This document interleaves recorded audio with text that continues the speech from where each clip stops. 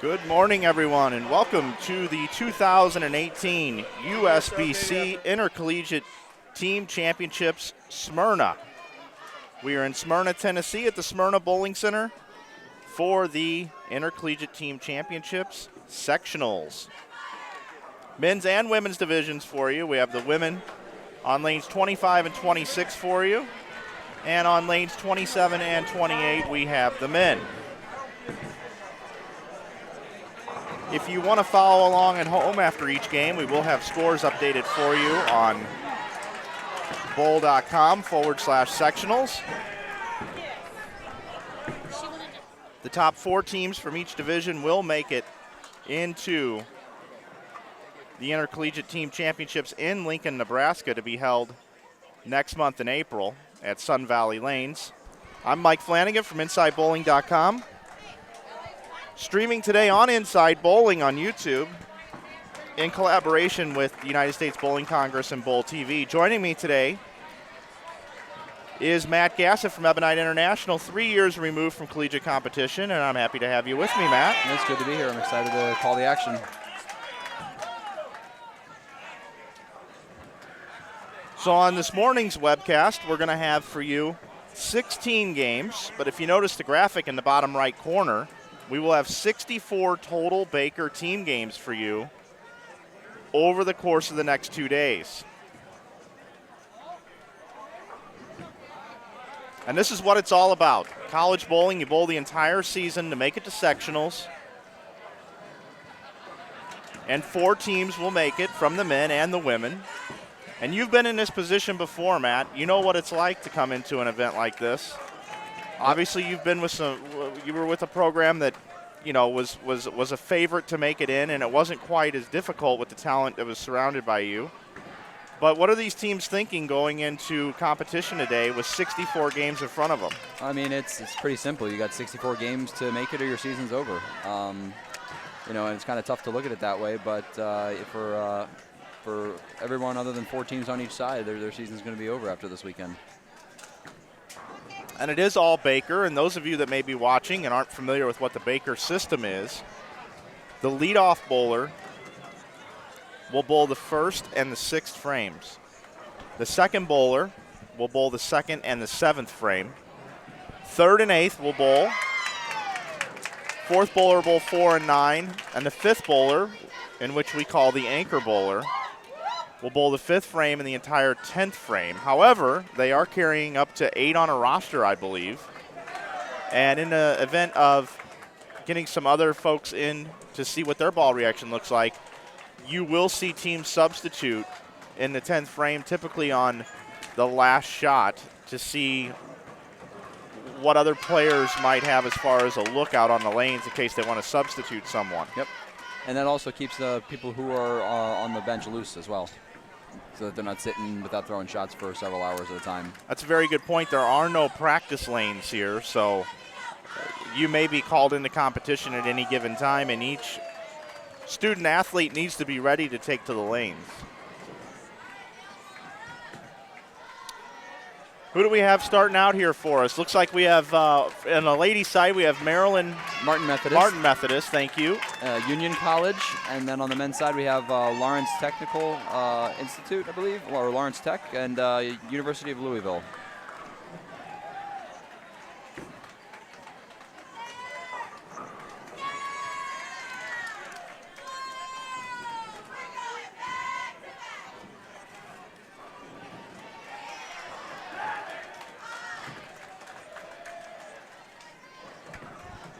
Martin Methodist off to a hot start over there. After that single pin miss in the first frame, they've managed to recollect themselves and throw the next 4 strikes. And the format here today, Matt, each team will bowl 2 games on their lane, and then they'll flip to the other lane? Yes. So there's going to be 4 sets of 4 Baker games in the morning, and then 4 in the afternoon. There's going to be 2 bowled on each lane, and they'll alternate lanes after those 2 games for each set.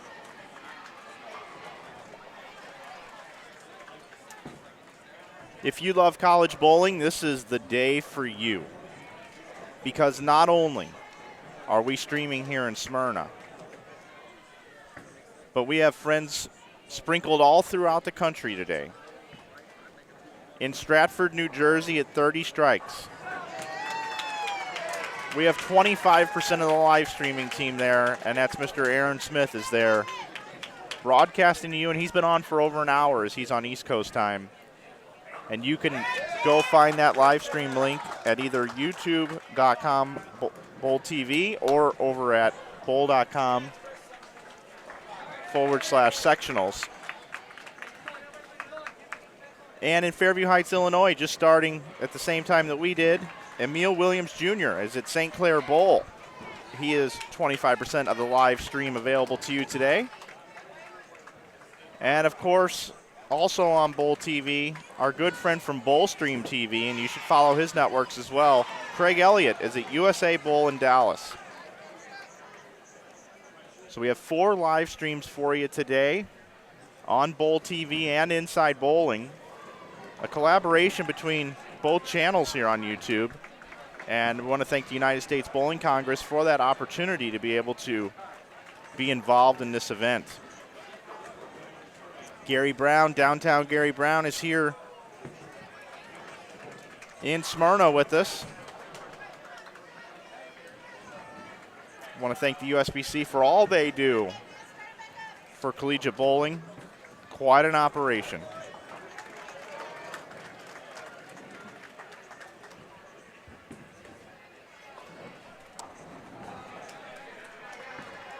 So, Mike, did you know that there's typically a pretty interesting strategy that coaches use to put together their lineup in Baker? What is the strategy, Matthew? Well, typically, the first bowler is you're going to want them to be your most consistent bowler, the person who is typically your best shot maker, that you know is going to go from when you're constantly switching lanes and switching pairs in Baker, and someone that you know is going to go up and make a good shot that the rest of the team can get a read off of and see what the lane's doing. Your second and third bowler, realistically, it's unrealistic that the entire team's going to have great ball reaction. So you're going to have the people with the iffy ball reaction, usually in the 2 and 3 hole, and then the people with the better ball reaction you're going to have in the 4 and 5 hole. Usually the 5 hole is your best bowler, someone who's going to strike out in the 10th frame. Someone in the 4 hole is going to set them up for the 10th frame.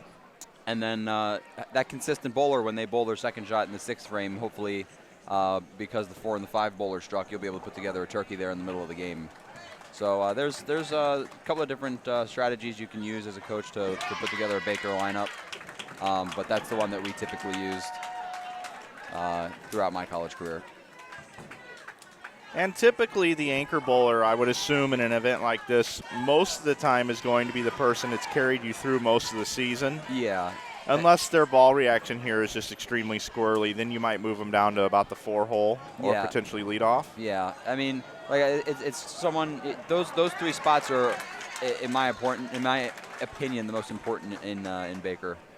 And obviously 5 hole being the most important because they have to strike out, but that 1 hole is also really important because they're the ones gathering that information on those new lanes to get for the other players on the team.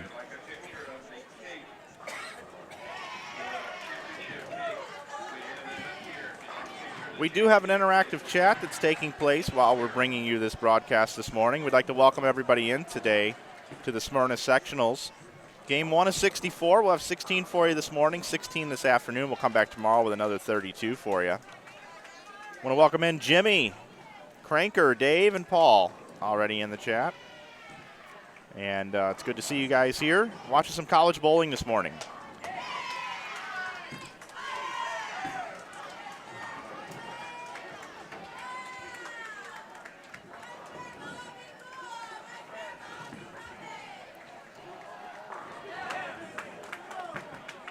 It's always nice to get up and running and having everything working properly. Want to thank the Smyrna Bowling Center for having a nice internet connection here so that we can bring you the action.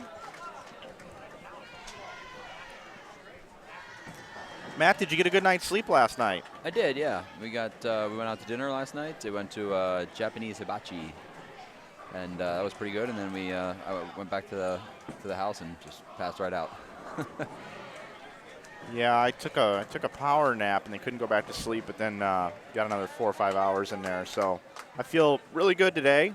Yesterday was a long day of singles competition. Hope you enjoyed that if you joined us. If not, it's available on the archives. You can go check that out. We were lucky enough to catch a lot of the good action on the live stream pair yesterday. We did, and we even were able to do some bonus coverage of some front nines. Yep. Weren't able to get it done with a 300. They had one in Dallas yesterday. But maybe we'll have a Baker 300 for you today, and we'll be able to have some cool highlights throughout the day.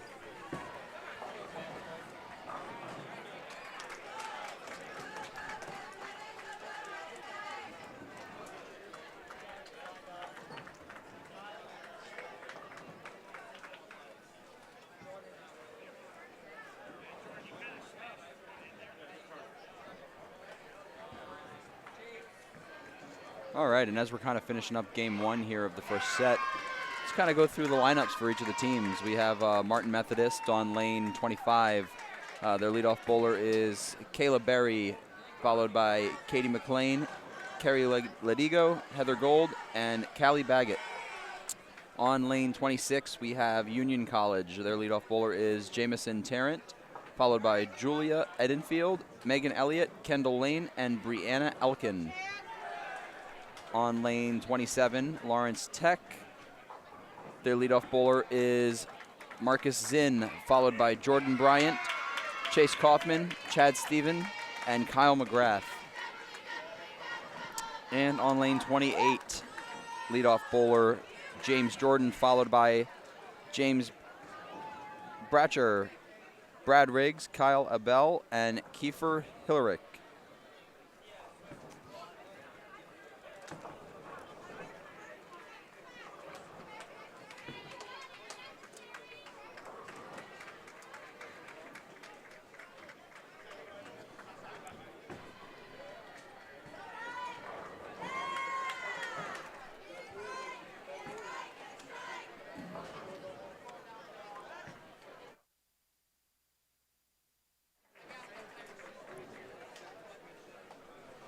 Matt, I sure am glad we have these cameras positioned because I just stood up to watch bowling and I can't see anything. Yeah, that's typically the way it goes in these collegiate events. If you turn around, you'll see there's just about every spectator has some type of step stool or step ladder, and the ones who don't have a little homemade periscope that they can kind of see up over everyone with.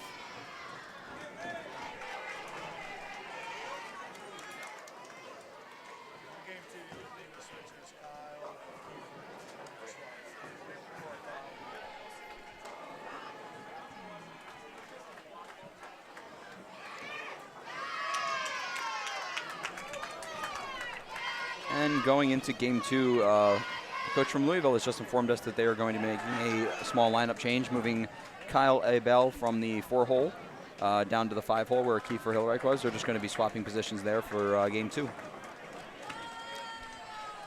And the ladies are already in game two, right? Yes, they are. Martin Methodist started off with 180, and Union started off with a 144. Louisville on the men's side had 154. And Lawrence Tech looks like they are going to finish up with about 152, 153. 152. We will keep our bottom right graphic up to date as best as we possibly can here as we head into game number two.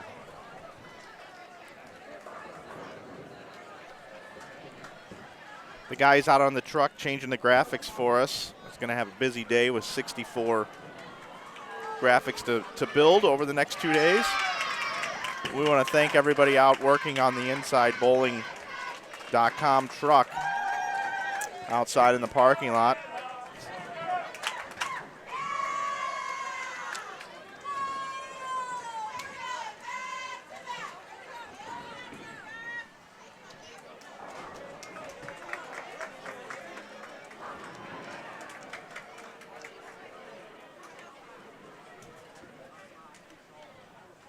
John Anderson in the chat says, awesome work, guys. You're putting in a lot of hours for these live streams. Thank you. John, anything for you? Remember, the one thing that you guys can do for us is you can do three things, actually. You can Subscribe to Inside Bowling on YouTube, which is greatly appreciated if you would subscribe to our channel. We would certainly appreciate that very much. You'll also get notifications when we go live. I got mine this morning. Yep, mine too. Number 2, if you're normally an Inside Bowling fan and you happen to catch some college bowling today and you're enjoying this, boy, you're going to want to go over to Bowl TV and subscribe to that channel too. They have over 60,000 subscribers over there as opposed to our approaching 11,000 here on Inside Bowling. And if you're not subscribed to Bowl TV, make sure you go and you do that. Yep, and I got my notification this morning at 7:25 a.m. that our friend Aaron went live in Stratford. Yes. And then in addition, Craig Elliott, who is streaming this weekend also down in Dallas on Bowl TV, he also runs a service called bowlstream.tv. And you should go follow his live streams as well. I believe he does it on the live stream platform, but the best thing to do is to go out to social media and look for Bowlstream TV, Craig Elliott, and you'll be able to find the information how to follow all of his streams and what he's doing. He does a great job of promoting bowling as well through his Bowlstream TV service, and he also works with the PBA as well. So that's how you could really help us out, everybody.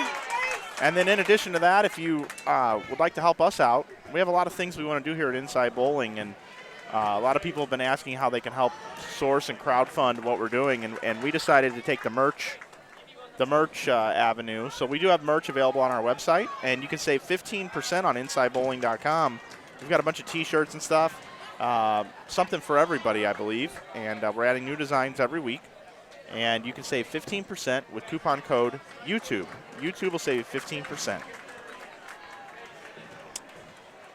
All right, looks like the girls are a little bit ahead of the guys here. And after a couple of rough games, it looks like they've managed to pull themselves together a little bit. We got Martin Methodist over on lane 25 with about 220, 230 pace. They can actually strike out for 244.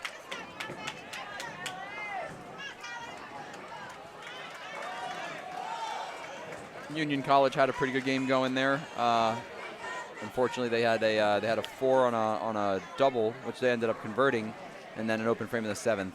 So if they convert this single pin spare here, they can strike out for 209.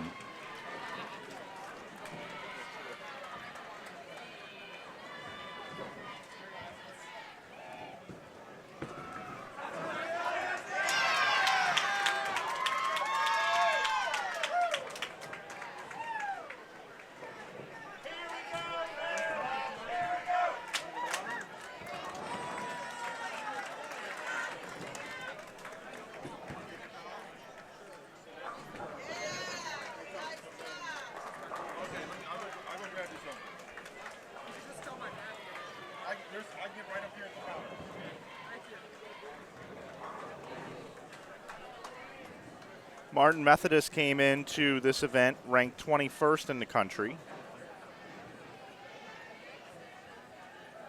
on the women's side.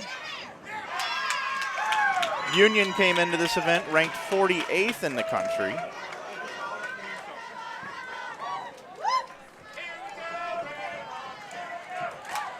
Lawrence Tech over here on the men's side came in 25th ranked in the country.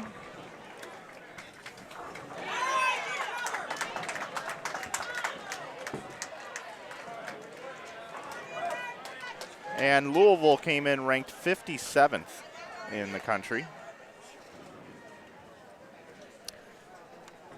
But you know what the beautiful thing about those rankings are? They mean nothing. They mean nothing today.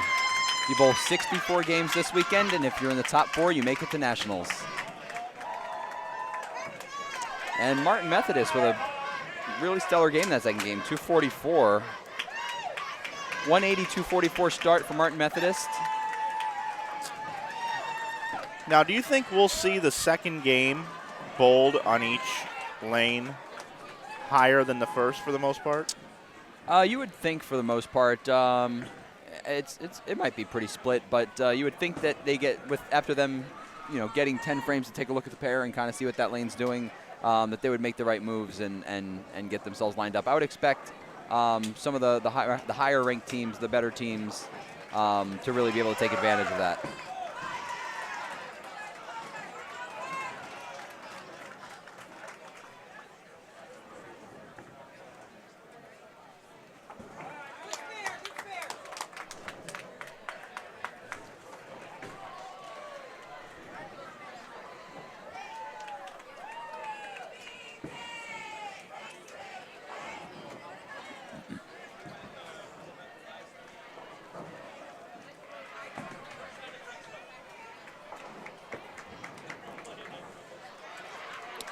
both ladies teams with a much better game this second game. Union can strike here and finish this game out with 185. Yeah, that 4 spare in the 6th is the most interesting frame for Union because they lost good count, but at the same time made the spare, which is not easy to do. Not at all, especially after you just threw a shot where you got 4. Usually you might be a little bit jittery and maybe not too sure what your ball's going to do, but yeah, to convert that, that's impressive.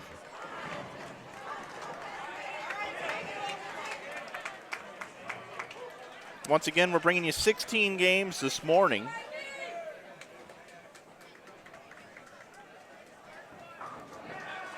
We'll have 16 more for you this afternoon.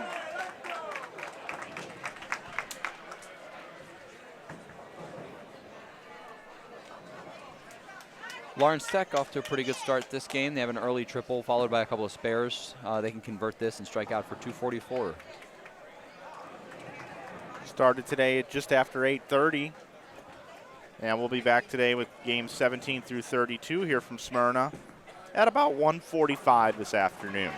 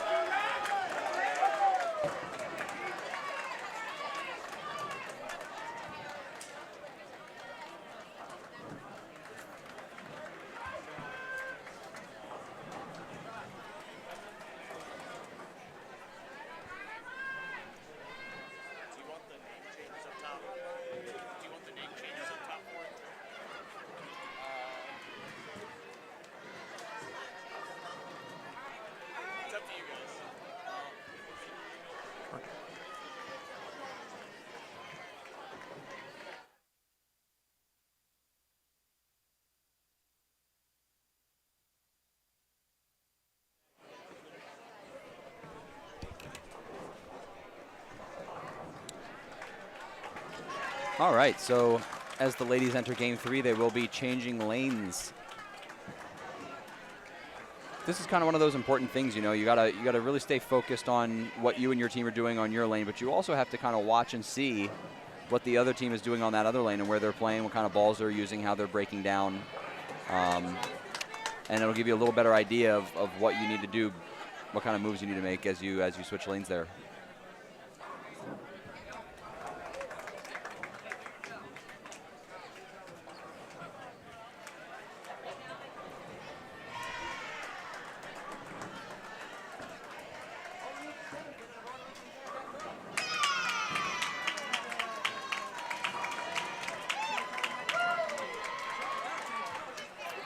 Hello to Tom Hess in the chat. Mr. Hess.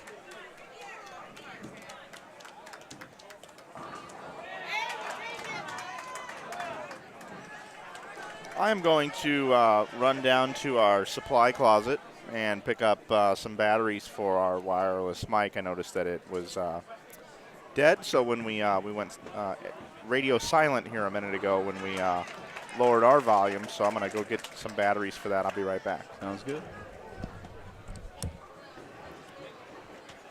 All right, and the men are a little bit behind the ladies here, but they're finishing up their second game as well.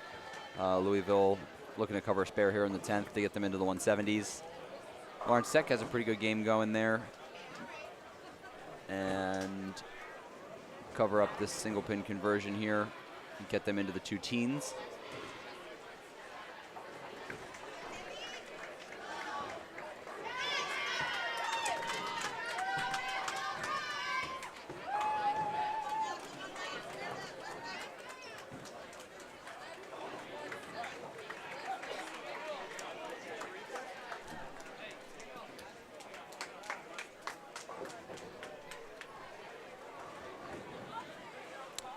And an open frame in the 10th for Louisville gets them 165.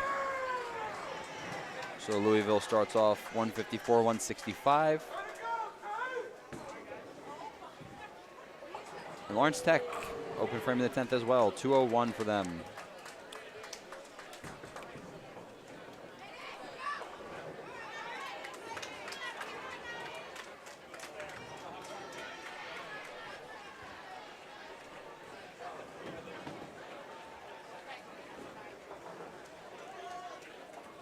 And this is no easy pattern that they're bowling on either.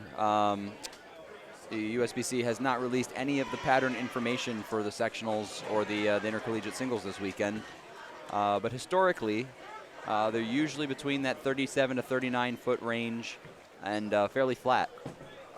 And it's pretty much the most difficult length pattern that you can use because there's enough friction to where you can move in and try and hook the ball, but there's also enough friction to where you want to keep your break point a little further right, maybe even start a little further right.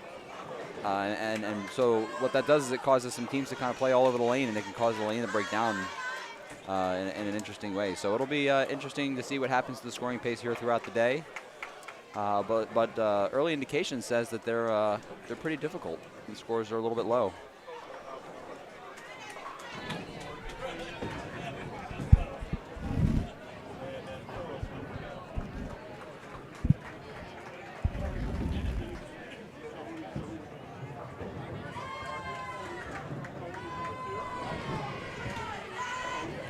Oh yeah, we got our ambient back now, baby. We got our mic back. And this mic back too. I'm back too. Yep, both mics. Yep. 2-for-1 special. That's right. It is kind of a 2-for-1 special, isn't it?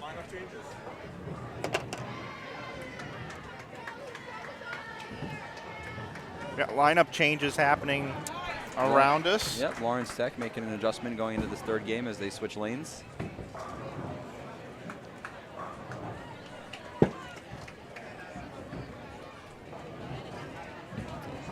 And yes, that's right, folks. You do see that correctly. Game 3 of 64. 64 games.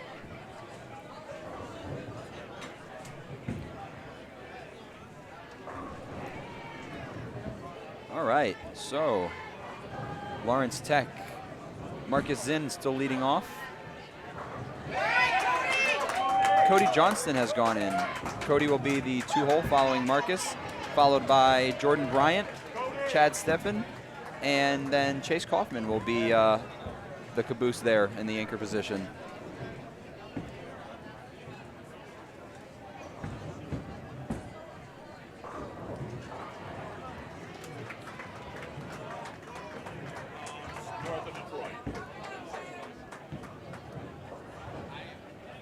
Carl, where is Lawrence Tech from? They are from Michigan, a little bit north of Detroit.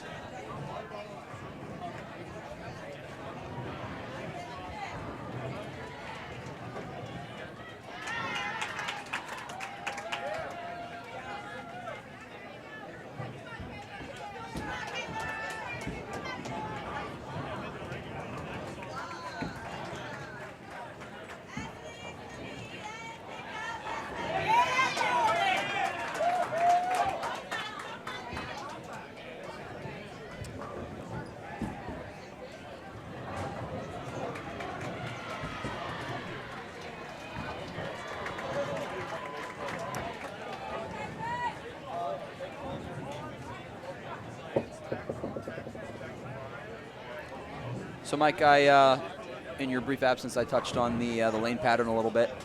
It is a different pattern today than it was yesterday for the intercollegiate singles qualifying. It was a little bit easier to see what was going on the lanes yesterday. There weren't as many bodies up by the approach, so I could kind of see ball reaction a little bit better. I haven't been able to watch too many balls go down the lane today, but typically they do play a little bit shorter, a little bit flatter in the team event, and I do expect scores overall to be a little bit lower today.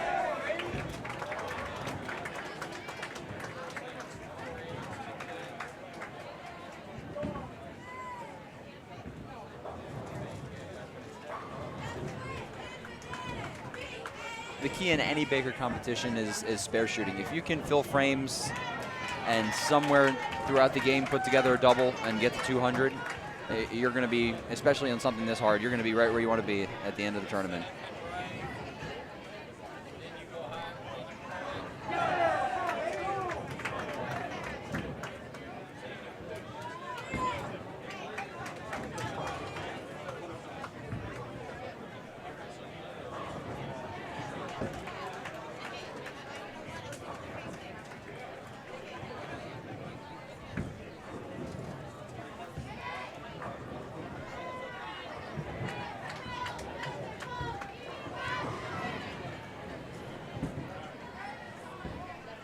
We have a question, is Union College bowling today?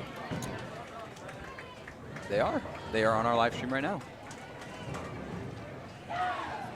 Union College women on lane 25, the furthest left lane on your screen.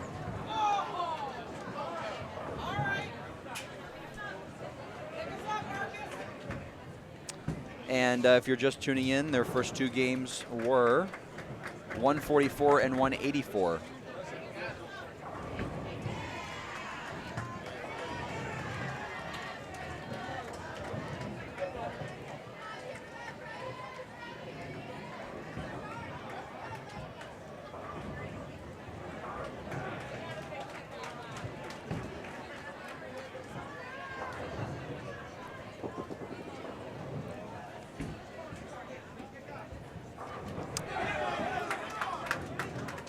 I love the excitement of college bowling. It is, yeah. I mean, I actually find college bowling much more nerve-wracking than singles bowling. I would much rather throw a shot in singles bowling for $20,000 than have to throw a strike to win a really important Baker match in college bowling where there's no money involved. And I felt it before. There's no worse feeling than feeling like you let your teammates down in some way.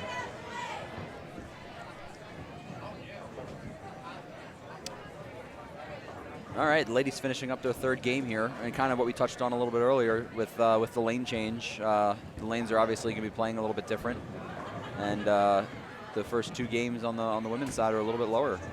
So Union College strike first ball on the 10th with a strike. They can finish this game up with 144. They're already in the 130s.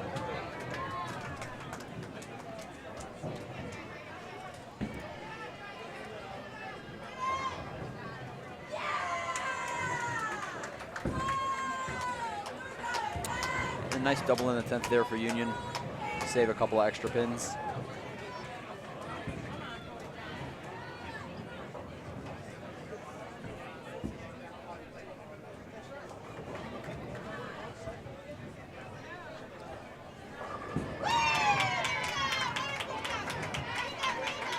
If you are just joining us, this is the Intercollegiate Team Championships Baker format. We're in Smyrna, Tennessee for sectionals. There's 4 sectionals throughout the country, all happening simultaneously. All 4 are live streamed for the very first time ever on Bowl TV and here at Inside Bowling, working in collaboration with the United States Bowling Congress. I am Mike Flanagan, joined by Matt Gasson.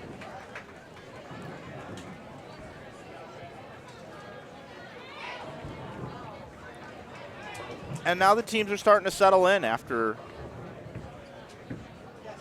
getting to bowl on one lane, now switching over to the other lane, and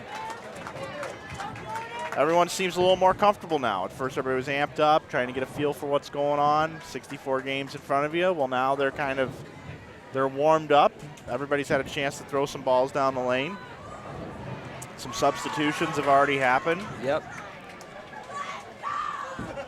We'll see what happens here. Both the ladies team off to a bit of a struggle as they switch lanes.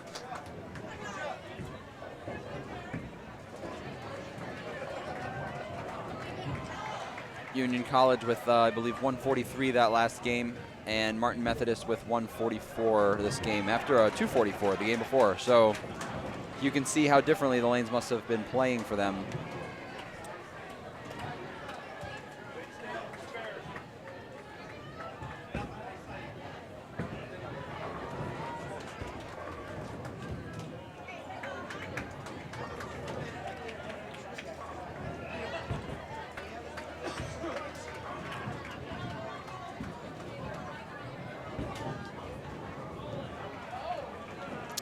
And on the men's side, as they finish up their 3rd game here, both teams made a couple of changes.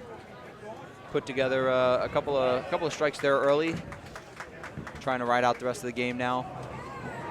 Lawrence Tech can strike out here in the 10th and bowl 194, which is a pretty solid score from what I'm seeing across the board. And Lawrence Tech can pick a spare up here and strike out for 222, which would be a very solid score.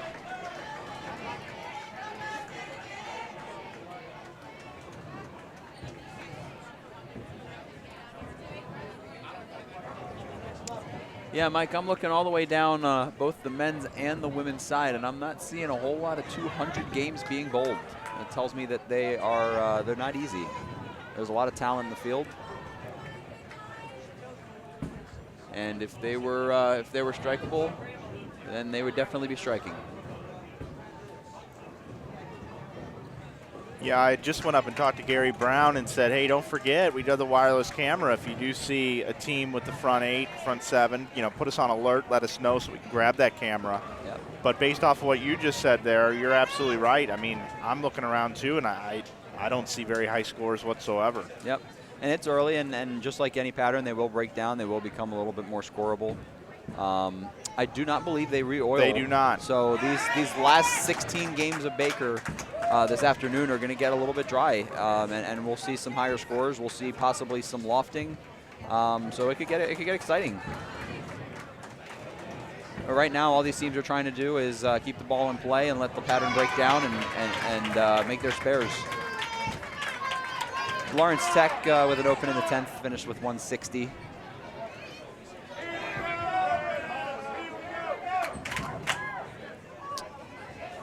I'm sorry, the University of Louisville with an open in the 10th, finished with 160. Yeah, that's right, because they didn't change the names up the there. names aren't automatically transferring from one lane to the other, so we got to pay attention to that. But Lawrence Tech actually with a really good game going. They got themselves in the 2 teens with that first strike in the 10th, or low twos. Another strike here gets them into the possible 220s.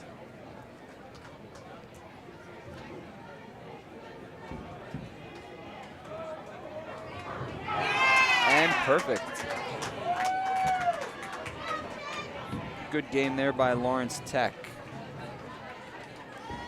So after a bit of a struggle in that first game with 152, Lawrence Tech has followed that up with 201 and a very high 210 or a low 220. We shouldn't have a graphics problem anymore with the names up there. I just went and made a comment about that, so I think we'll be getting that fixed. It is nice, Matt. These are the only pairs where they are putting in their names, and that's Gotcha. for us.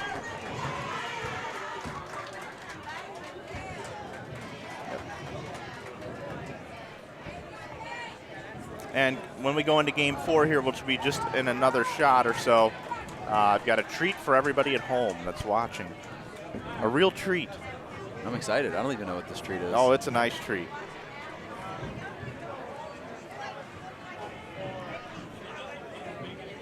Game 4 already underway for the ladies as they are going at a quicker pace. They were going at a quicker pace yesterday as well.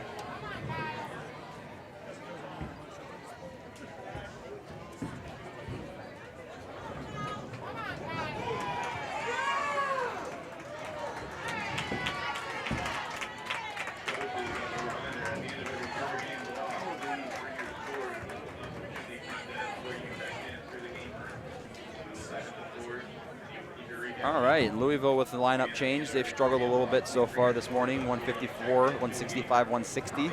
They're going to go with Garrett Thibodeau leading off in that one hole, followed by Kyle Abell, Brad Riggs, James Jordan, and the anchor bowler Kiefer Hillerick. Let's see if they can put together a pretty big game here and save this set. I like that name, Kiefer. Kiefer. Like Sutherland. Yeah, I was just going to say, just like the guy from 24. That was a good show back in the day. They tried to bring it back, and I don't know if it was as successful or not, but that was a good show. All right, heading into game number 4. Here comes the treat for everybody at home. I've increased the scoreboards as much as I possibly can. Here you go. Look at that. What a change. What a change.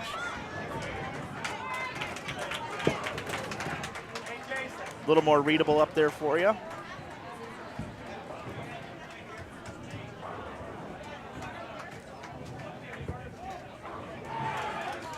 And it looks like they have the names changed up in the computer systems for us now.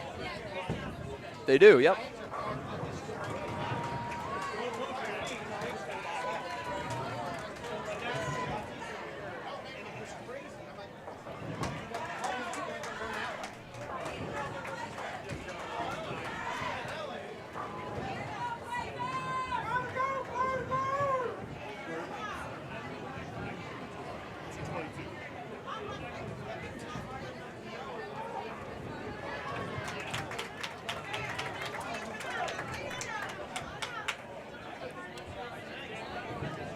All right, and the ladies are kind of coming down the stretch here in this fourth and final game for the first set. Union College can strike out for 212, possible 212 on the board for them. And 10 pin there will lower that to 191. Matt, I don't know if you have that in your stack of paperwork or not, but we do have a question of which teams are going to be coming throughout the day. Is that easy for you to figure out? Yeah, it is. I can take a look here.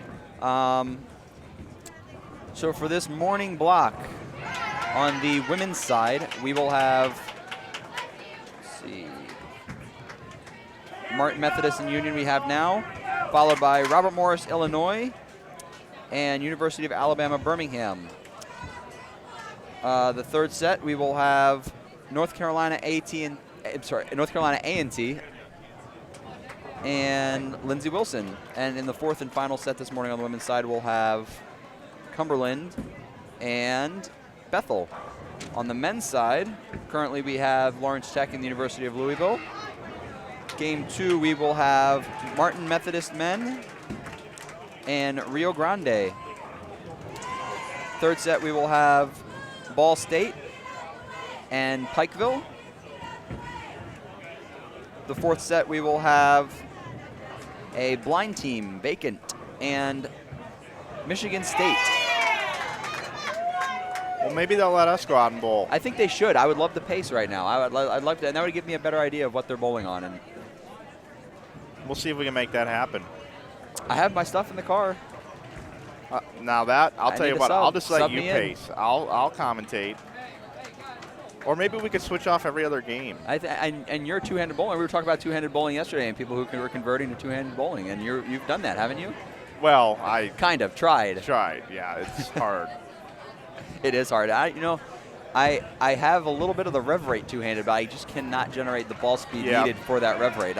It is harder, much harder to do than it looks. And all the grief that the two-handed bowlers get for basically being called cheaters. I mean, it is hard to do.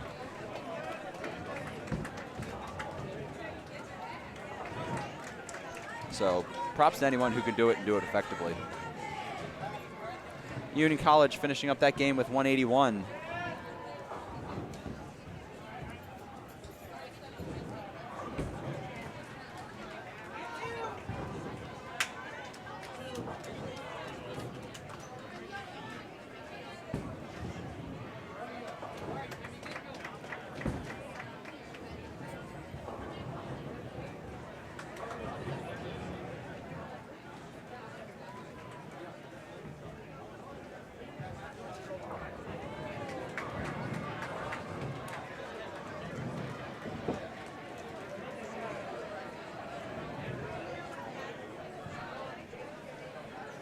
And a 6:52 start for Union College for their first four-game set.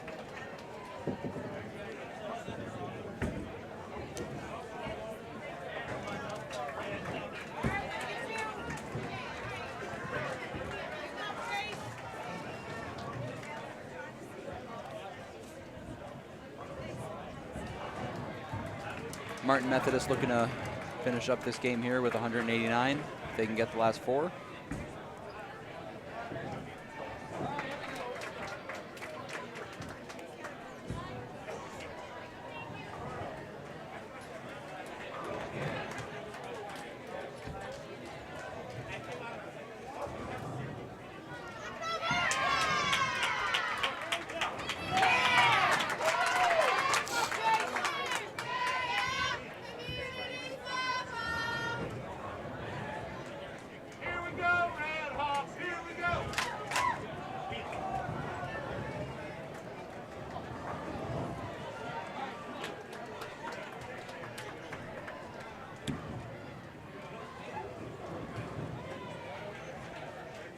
If Lawrence Tech put together a couple of strikes here, they're going to have a really nice set on the fresh. It's going to just kind of looking around. I would assume they would have to put them towards the top if they can put a decent little game together here.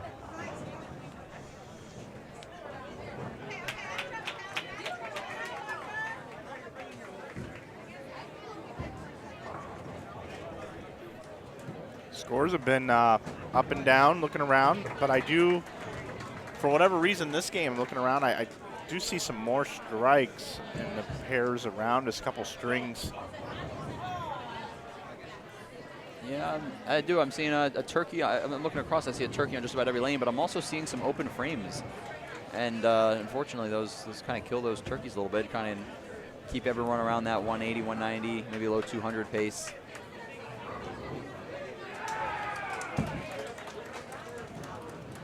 And that's just, it really is the key to Baker. I mean, you can throw strings if you want, but you got to fill those frames.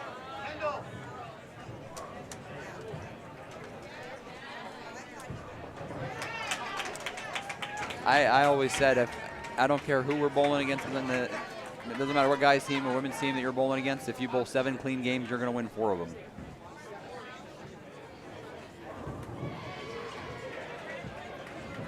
Looks like we have 26 men's teams here. Is that right? Let's see, 2, 4, 6, 8, 10, 12, 14, 16, 18. I'm counting 18 or 20. Are those blue pairs? The blue pairs are out of play. It looks like every 2. Looks like 3 pairs here on the men's side, but looks like every 2 or 3 pairs on the women's side and the men's side are vacant lanes. And we have 16 on the ladies' side, looks like to me.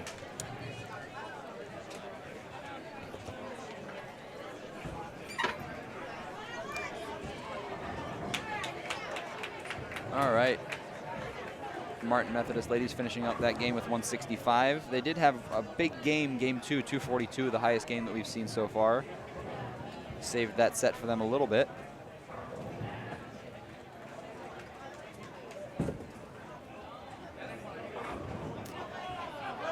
Paul Wilson wants to know if we can change some of the scores and put in a few more strikes for Louisville. We can try. We'll charge a fee of, what do you think is a reasonable fee for that? $5 a strike? I think that's fair. A minimum. Per player. Yeah, why not? So Martin Methodist finishing up that first set there with 737.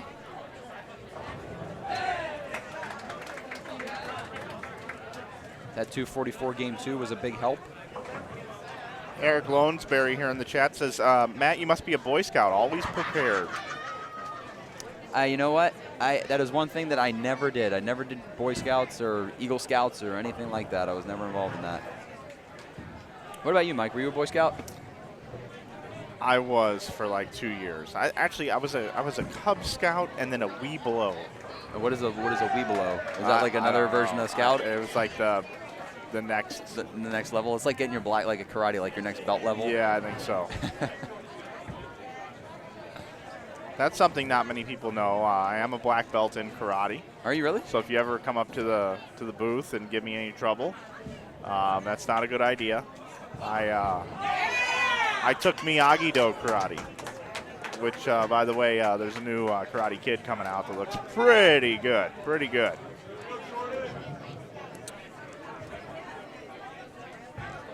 And yes, I do have a few bonsai trees at my house, and I can catch flies with chopsticks. All right, as these men's teams finish up and these women's teams and men's teams start moving in, I'm going to get the lineups for these new teams. And you were requesting strikes in the chat for Louisville, and they got them on their own, 2 of them, to be exact, in a row. Lawrence Tech here now with an opportunity to set up the 10th frame for their anchor bowler. Still bowl 221. Leaves a 4-pin. Yeah, but 200 gives them 3 straight 200 games if they can strike out here. It's a really good momentum going into this second set. So if they can put 3 together here in the 10th, I'd be pretty happy with that start. Eric, again here in the chat, mentions an interesting comment here about the 4th bowler here for Louisiana Tech. Says that his shoulder hurts watching that high backswing. Yeah, so he just gets it to the top really quick. And your ball and your feeder, they kind of have to match each other. And he's still a couple of steps away from the foul line there, so he's got to hold it to the top for a little extra time.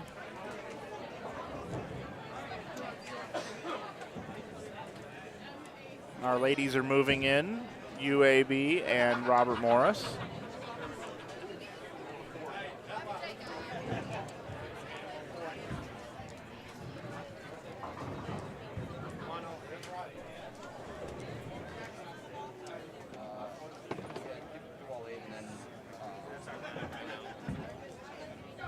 Matt's doing a great job up here, folks. He's getting the lineups from all the coaches. I don't know what I'd do without having them here. I don't know how these other guys stream by themselves. It's a treat to have Matt here with me. We're glad you're enjoying college bowling here on Inside Bowling in collaboration with the United States Bowling Congress, Bowl TV. Just finishing up our first set of 4 games here. We'll have 16 for you this morning, and we'll be back at approximately 1:45 this afternoon for another 16 games. Nice setup here. Gary Brown is doing an excellent job here. What's his nickname? What do you call him? Downtown. Downtown. Gary. Yeah, and that was given to me by Aaron Smith. And, of course, Brandon is here. I don't know Brandon's last name, but Brandon's actually running the show. Gary's just here hanging out with a name, you know. Honestly, I think they put Gary on this sectional just because we were streaming it in case anything got out of control. He could handle the situation. Gary Brown has been dedicated to college bowling for so many years. I had dinner with him the other night. And, late 9-pin there. Fall out. Let's see if my replay's working. Let's watch it again. Watch the 9-pin here. Not sure what hit that. But we got the replay in full effect here today. So that's going to do it for the first 4 games. Just so I remember, I'm going to bring in our game number 5 graphic. Got that swapped out for you. And it will take just a moment for the teams to come in.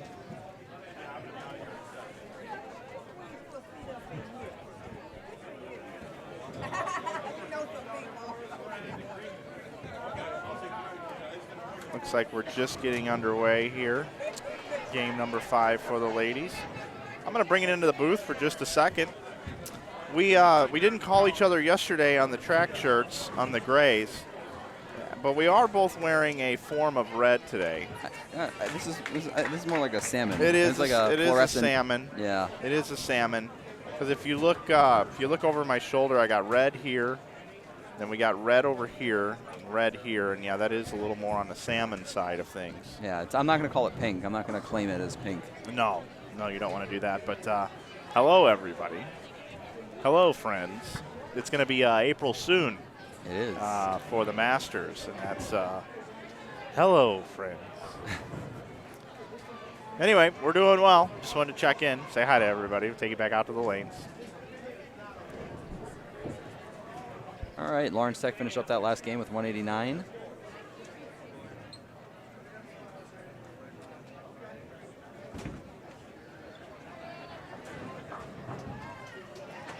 Gave them 764 series to start, which I don't think that's going to be too bad. I think that's going to put them in the, just looking around, it looks like maybe the top 4 or 5.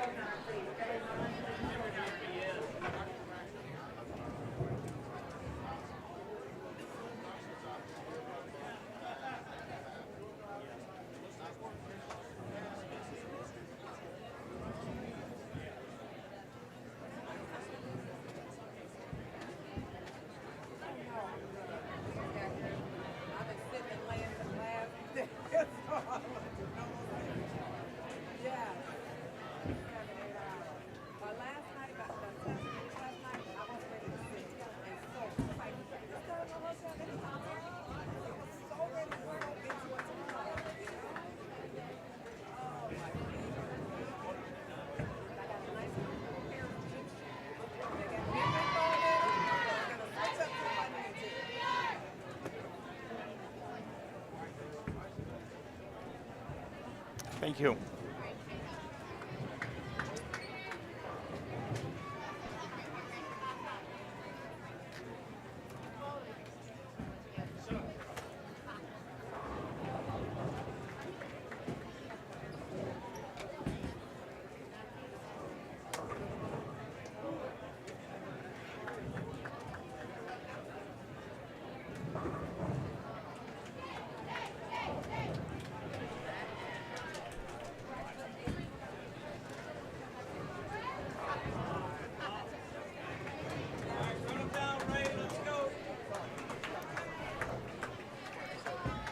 All right, we're getting lineups from some of the coaches.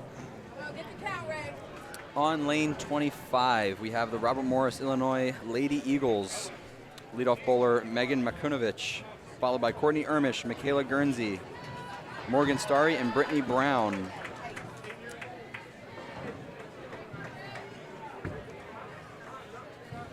Lane 26, we have University of Alabama, Birmingham. Leading off Sierra Lewis, followed by Rachel Strogan, Caitlin Cunningham, Samantha Johnson, and Taylor Russell.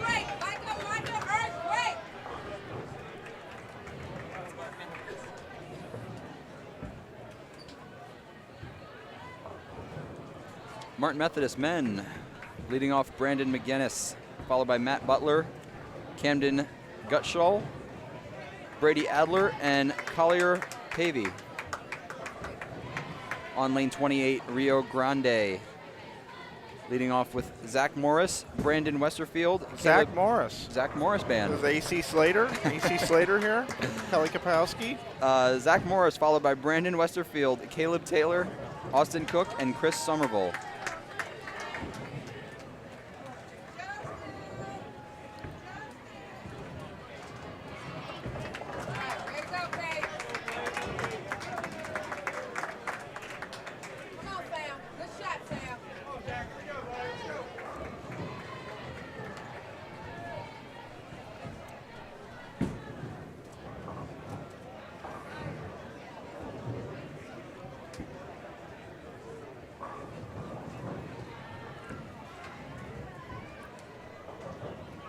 Since you've been doing such a good job with the commentary, I've been over here able to play a little bit with our with the capabilities here. And notice down in the bottom left, we've got the in the booth Mike and Matt down there. Well, I have built a little special something. Look at that. Everybody gets to stare at our pretty faces. I'll leave this up for just a little bit. You get a chance to see a little behind the scenes of what we have going on here.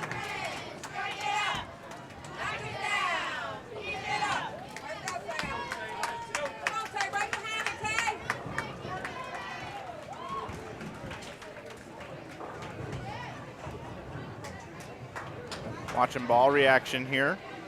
Yeah, it's always tough to see from this far away. Everything kind of. Yeah, we have to look here. We have to look at our computer monitor to see. We're looking at the same thing you guys are looking at home. There's just there's so many bodies, and that was a good one. There was a break. Replay that one. Yeah, I do. I have that. Here we go. Here comes your replay. Look at that. Crumble that to 6-9-10. That was interesting. That would have been an interesting leave, let alone having it fall.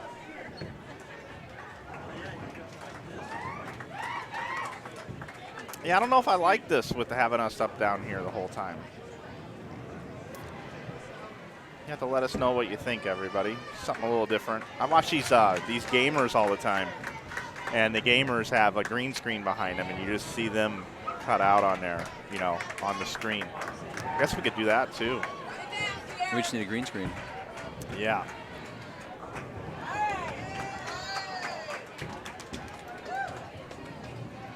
Daniel LaRusso was the guy in Karate Kid. Will he be in the new Karate Kid? Yes, he is. Along with Johnny from the Cobra Kai. The crane kick. Oh, yeah. Yep. Cameron Doyle does that. Actually, it wasn't Cameron. It was Dick. It was his brother Dick. I think. Does he prefer Dick? Is his real name Richard? He prefers Dick. No, that when he came out of the womb, he was named Dick. Dick Doyle is his name. Unlike Dick Allen, who came out Richard Allen and changed his name to Dick. All right, through 7 frames, the RMU women are clean. Possible 225, striking out here in these last 5 shots.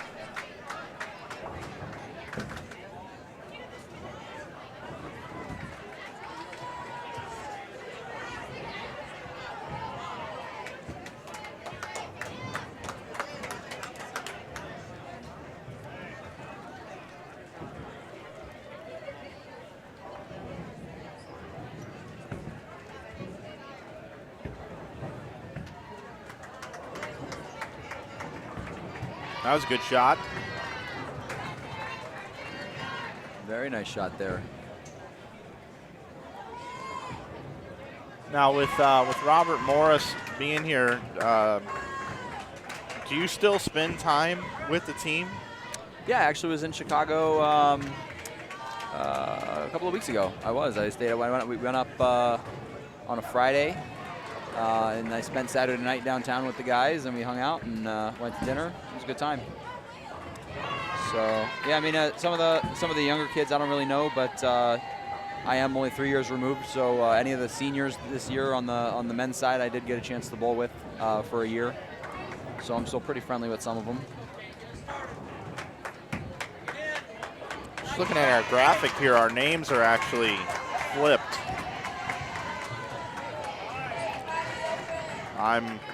Let's see, I'm Mike. It's this way. Yeah. I am. Yep, come on over here. Over there, Matt. Yeah.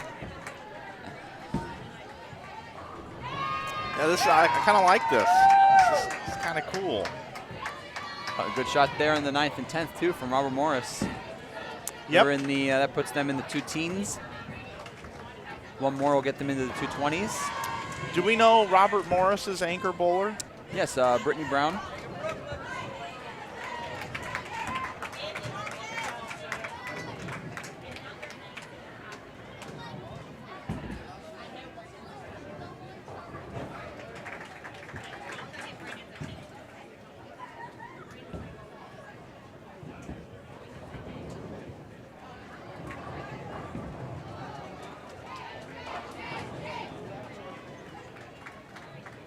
And it sounded like a light 8-pin there for Robert Morris. So they're going to finish up here with a conversion with 214. Solid start, good clean start to this set.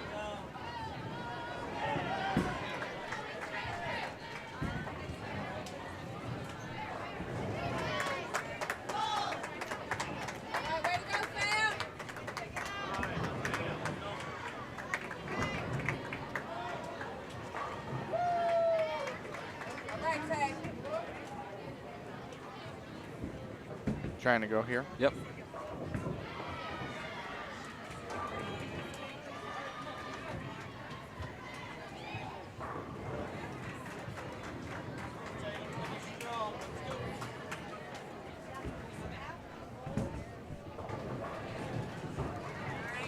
Yeah, it's a better way to get there. I was trying to look up Brittany's stats here, and Matt helped me out. 49 games this year, averaging 192.49. Maddie Brandos through 43 games, averaging 195. I believe Maddie also won the Hoosier. I can check on that. She's got one. Yeah, number one. Yep, I believe she won the Hoosier right there. Yep, position. That's one. That's the hardest. That's the hard one to win. And actually, if you look at the last couple of tournaments of the season there on her stats, it looked like she bowled pretty well. She finished in the top 10 of the individually the last 3 tournaments of the year. 6th, 7th, and 1st. I wonder why she's not bowling anchor. Yeah, she's actually not even in the lineup right now. So her. What's up with that? I don't know. Maybe some bad ball reaction, and that seems bizarre. But that just goes to show you. I mean, you can have someone that good on your team, and if you have a team with 7 or 8 ladies that are deep enough, and you can go into the bench to get some other bowlers and still put up some scores. Yeah, I don't know though. That's baffling to me. You know. I don't know if I agree with it. Well, you should go take it up with the coaches. Well, hey, but I'm just saying, if I'm looking at this, and you got 64 games, I think I'm going to take my chances having her in the lineup over the long haul. Yeah. And I don't even think I believe that I've ever seen her bowl, but, I mean, I don't know. Yeah, I actually, I'm not too familiar. I'm only familiar with one or two of the girls, so I'm not too familiar with any of them. But I did get a chance to watch her bowl yesterday. She was on the live stream for a brief minute, and she actually throws the ball pretty well. Yeah, so I'm a bit surprised to not see her in the lineup as well. So I would have to assume that either she just wasn't throwing it very well in practice this morning, or her ball reaction just didn't look very good, and the coaches decided to go with 5 other ladies.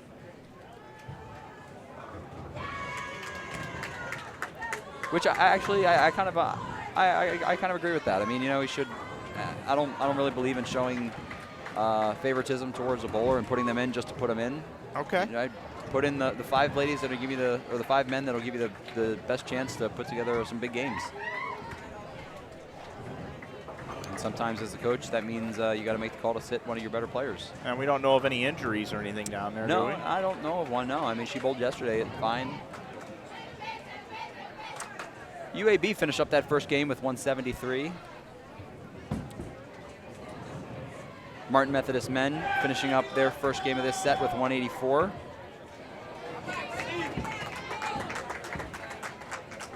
And as soon as University of Rio Grande is complete, we will change our graphic over to game number 6, as the ladies are in game number 6 already.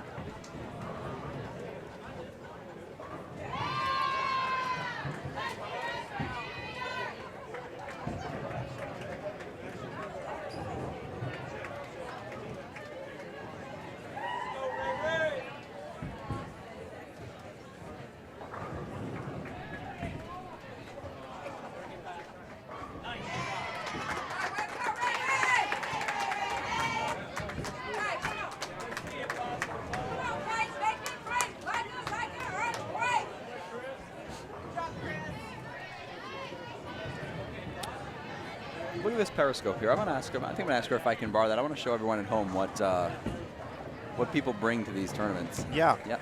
I should do that. It looks like she's using it right now. I'll borrow it in just a second. Can we see that for a second? We want to show everyone. So this is kind of what we're talking about. For the people who don't have step stools, Yes. they have these little homemade periscopes almost. I mean, you can kind of look through here like that, and I mean, I can see. Yeah. You can see all the bowling action. I mean, it looks like I'm looking through that camera that you. Thank you. Thank you. She's right back to it. Yeah. You know, there's a mirror in there. Yep. Double mirrors, like reflects everything. Ooh, look at that trip 2 pin. Let's take a look at it again. Here you go. Watch the 2 pin's gonna fall late. And the 8.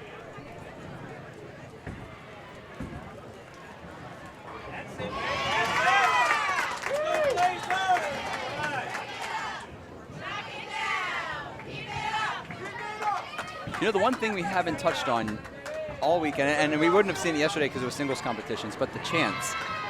There's chants for if you strike or you get strings in a row. I think it's more so the girls than the guys, but there's a lot of chanting and cheering that goes on. And they all have little songs that they make up, whether they be inside jokes or whatever. Well, inside jokes, perfect for inside bowling. Inside bowling, inside jokes. But yeah, you'll be hearing plenty of chants throughout the day. There's one I can't think of the team off the top of my head, the name of the team, but there's that they're like, you don't know what it takes to be a wildcat, and then they kind of clap. You know that one? Have you heard that one?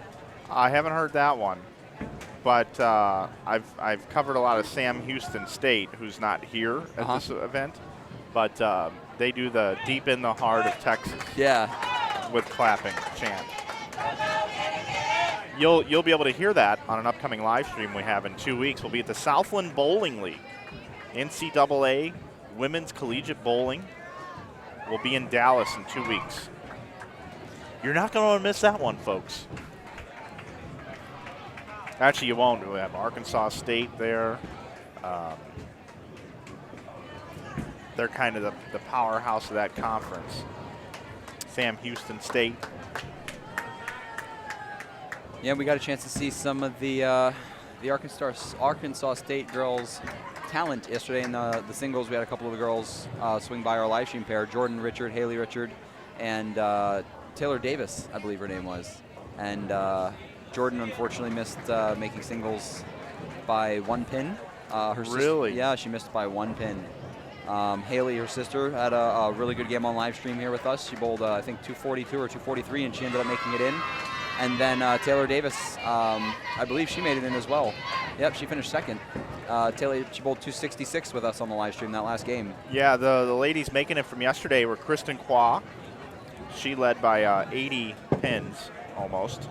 Taylor Davis, Ashley Seville, Veronica Cepeda, Haley Richard, Ariana Campbell, not to be confused with Ariana Grande. She bowled that big game the last game, and you wanted to call her Ariana Grande for that Grande game. She bowled 240, and Jordan Richard bowled 181, and it's a difference of a pin, as Matt said. And Carly Evans just missing by 6, missing by 9 was Anna.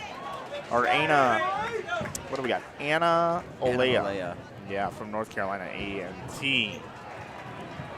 And while I'm at it, might as well tell you what happened over on the men's side yesterday in the singles. Advancing, Brian Bourget, 1376 was his total for 6 games. David Eggert, Christopher Wiley, Hunter Kempton, Chase Benitez, Kenny Ryan, and Brandon McGinnis. We actually have him on stream right now. He is the leadoff bowler for Martin Methodist. So you'll see him bowling frames 1 and 6. Martin Methodist, by the way, 37th ranked coming into this event. Rio Grande, 78th. And over on the women's side, UAB comes in. They're an NCAA. They're an NCAA team, so they might not be ranked in the intercollegiate rankings. Yeah, you're so right. Some of the NCAA teams throughout the year. So it's actually an interesting thing. So the women, because of Title IX, some schools, the NCAA schools, are able to have NCAA programs. The intercollegiate is kind of an umbrella of all collegiate bowling. So the teams that are not NCAA, whether they be NAIA or I believe there's one other type, NJ something, but there's other conferences like at NCAA, and those teams bowl in the intercollegiate competitions all year. Correct. And then for the sectionals, the NCAA teams join in, and they're allowed to compete under that umbrella as well as a collegiate conference. Or they get to double dip. Yeah, kind of. So the girls who are NAIA teams are not allowed to bowl in the NCAA events, but you will see some NCAA teams bowling throughout the sections, the different sections. Checking in on the chat, Scott Wetter says, hey, give a shout out to Alabama Birmingham, UAB. Coach Michelle Cruz and her husband Jimmy. Yep. They're expecting a baby girl in June. Yep. And talk about great people, too, by the way. Alabama Birmingham, they lost their program. They did. And then they're back. Yep. So kudos to them for persevering and never giving up on that program. Yep. And Michelle Cruz, formerly Michelle Carsagente, a great bowler in her own right, former junior team member, Junior Team USA member, that is. There's a lot of really good coaches being breathed into collegiate bowling. Shannon Bryan O'Keefe, probably the most notable, but you've also got, Kim Kearney here. Kim Terrell. Yeah, so Kim Terrell Kearney. And our husband Eric is here actually helping as well. And that program's going to be good. It's beginning stages, but. And it's not her first go-around coaching NCAA or collegiate bowling. She coached Delaware State for quite a few years before becoming the coach at junior team and moving down to the Dallas-Fort Worth area at the International Training and Research Center.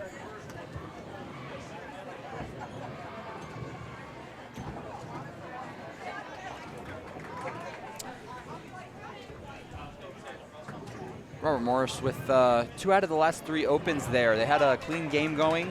So they finished that game with 175.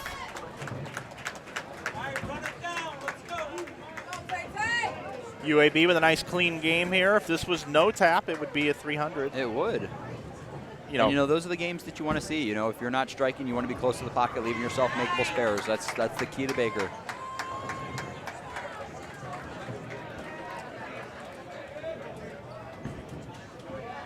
So she's going to go ahead and cover up that 3-pin nicely.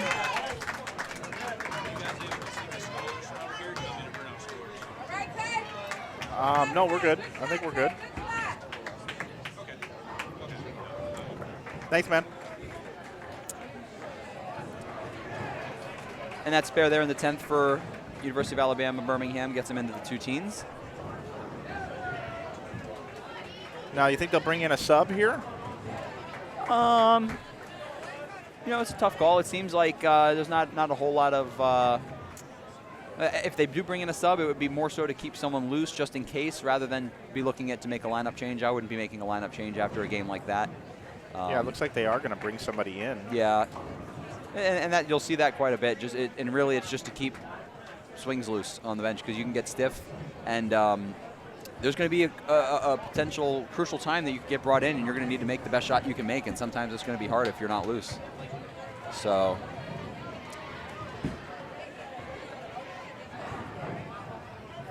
We got 2 pretty good games going on over here on the men's side. Yeah, sure got do. A brief string just ended there for Martin Methodist. They had 4 in a row. They can clean this up and strike out for 237. University of Rio Grande looking to clean this up as well. Strike out for 240. 2 big games there on the men's side. As I'm kind of looking down. Yeah, I'm doing the same. Yeah, I see a couple of strings. The scores are starting to go up just a little bit as we head into this the 6th and 7th game here in Baker competition. The lanes are starting to break down. There's going to be some free hook a little bit developing to the right, and we're going to see the scores start to go up here a little bit, I think.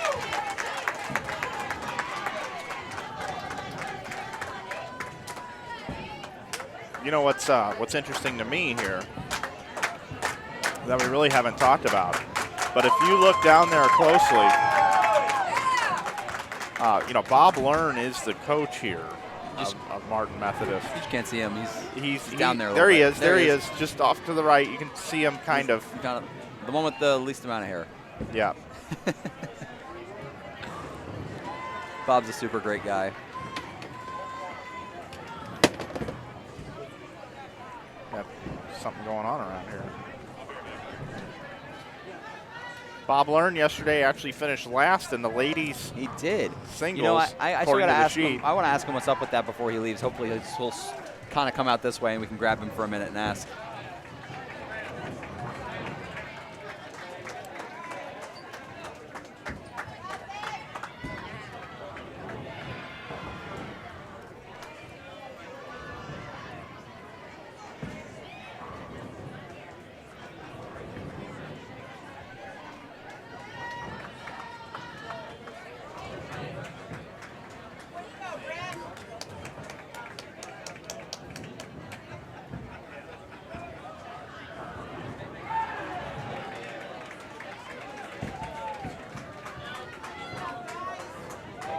.226 for University of Rio Grande. It's going to be a good score. And again, 3 open frames there total for Martin Methodist. 2 out of the last 3, finishing with 191. It's a bit of a deflator there. Had a really good game going there through 7. I'm a huge Bob Learn fan, and his wife Stacy as well. She's here supporting the college also.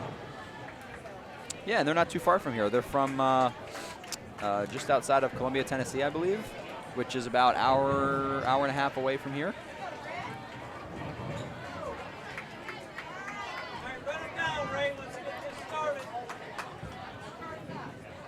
What's Louisville's score just off camera? They want to know. Looks like 193 in the 9th with a 4-pin now, so it could be 2-teen. Yep, they with the cleanup here, they'll be somewhere 211, 210, 212, 213, somewhere around there. Tammy Brown cheering on Robert Morris as 3 Robert Morris guys made the singles. I'm just making a connection. I think that might be a relative of Brittany's, the anchor for Robert Morris. Okay.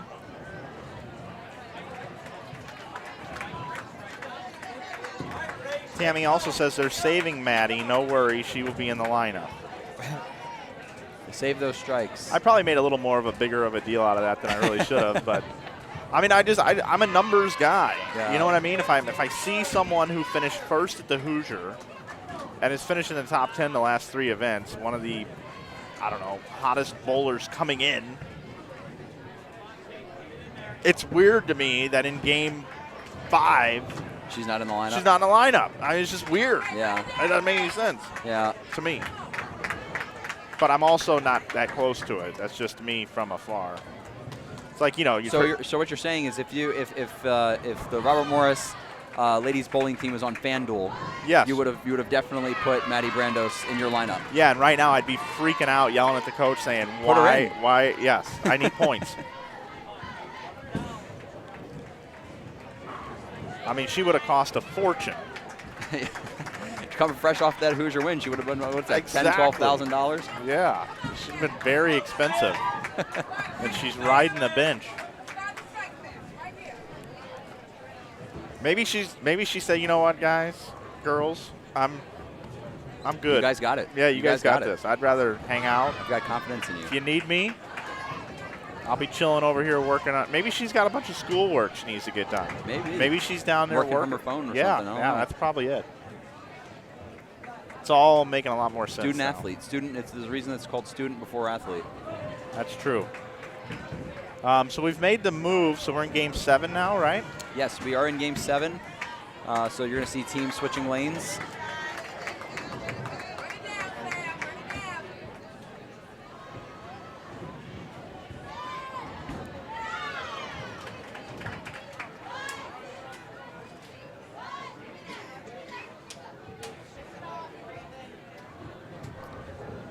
All right. Well, I think you guys have seen us enough. I'm gonna remove us from the screen for now.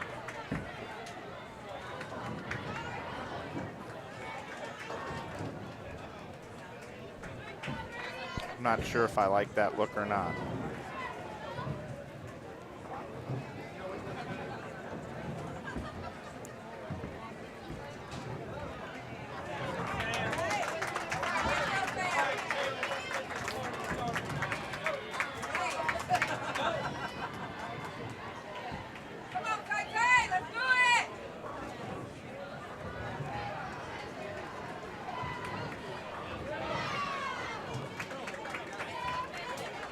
I'm seeing a lot of single pin misses. Yeah. And it hurts my heart. It hurts it. And there's another one. Yep.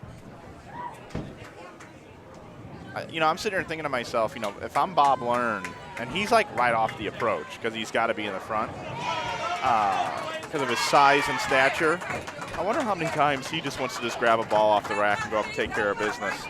All right, we got standings after the first set. In the men's side, Robert Morris, Illinois is leading the way with 8:30 that first set, followed by Lincoln Memorial University, 8:08, Emmanuel College, 8:05, St. Francis, Illinois, 7:65, followed by Lawrence Tech, who we had on our live stream pair, 7:64. I did say they were going to be the top 4 or 5. Just a good guess. Yeah, you did. Women's side, we have St. Francis, 8:27. There's actually a tie for first. St. Francis and Emmanuel with 8:27, followed by Alabama, who we have on our live stream pair right now. University of Alabama Birmingham with 8:21, and University of Maryland Eastern Shore, another NCAA school, with 7:98. And right behind them, we have Robert Morris, Illinois women, who are on our live stream pair with 7:91. So those are your top 5 for both the men and the women right now. After your first set. So let's. I want to take a look at something. Coming in ranked 2nd in the country on the men's side, Whitewater is currently in 9th. Yeah. Robert Morris, ranked 4th, is currently leading. Pikeville, who was ranked 9th, is 6th. SCAD was ranked 16th.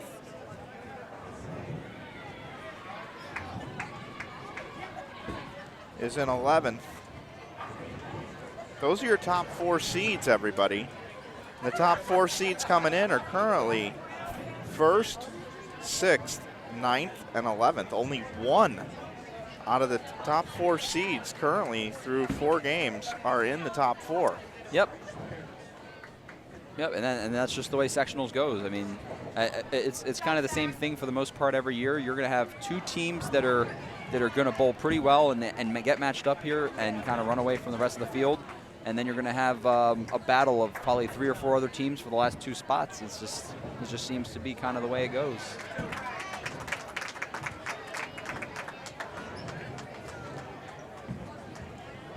The University of Alabama Birmingham through 6 frames over here, struggling to figure out this left lane as they bowl their first Baker game on it. 75 in the 6th frame with 4 opens. So hopefully they can make a move here the last half of this game and save this game and then figure it out for next game, put together a big score and save this set.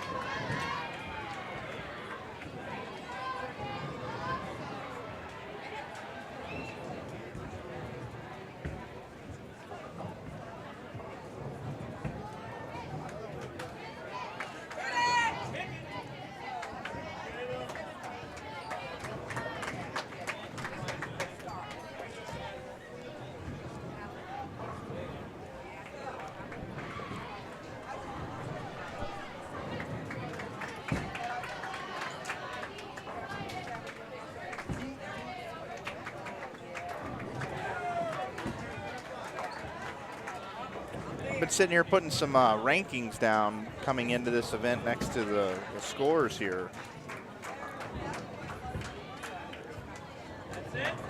Alabama 57th overall is in 3rd in the women's side. We'll see how long Alabama can stick around inside the top 4.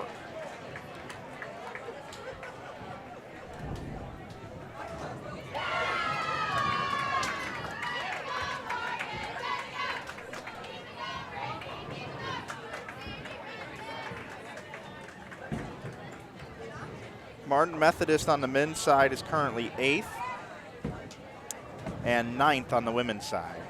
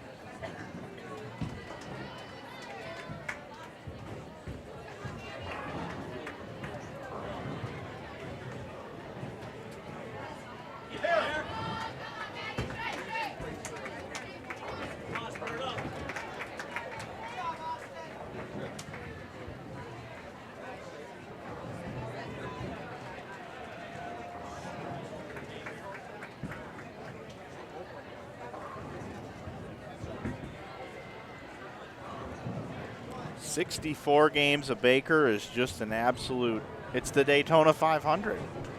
It's a lot of turning left over and over again for an extended period of time. It is. It's a lot of standing, too. It is. They don't get to sit down. Yeah, it is. I remember at the end of some of these tournaments, my my lower back was killing me, and it, just no better feeling than to get in that van and sit back down to go back home.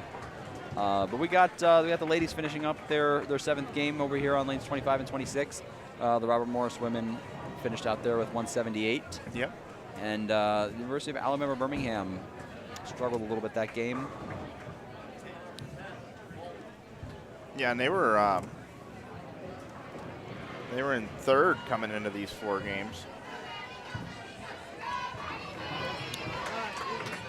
And I hear Robert Morris chanting "Go Maddie!" So I think they put Maddie Brandos as leading off now for Robert Morris. Okay. So there's your girl. All right, bringing in the substitute.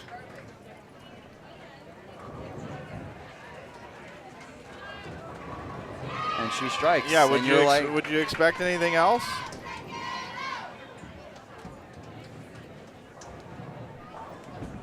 Okay. Now I wonder if it was hey, we're saving her. She's got to rest the arm. She's got to rest the arm. Can't use up all the strikes. Yeah, maybe she's really good off the bench, and some other players take a while to warm up. So wanted to give it a shot without her in there, but she's in there and she's 1 for 1.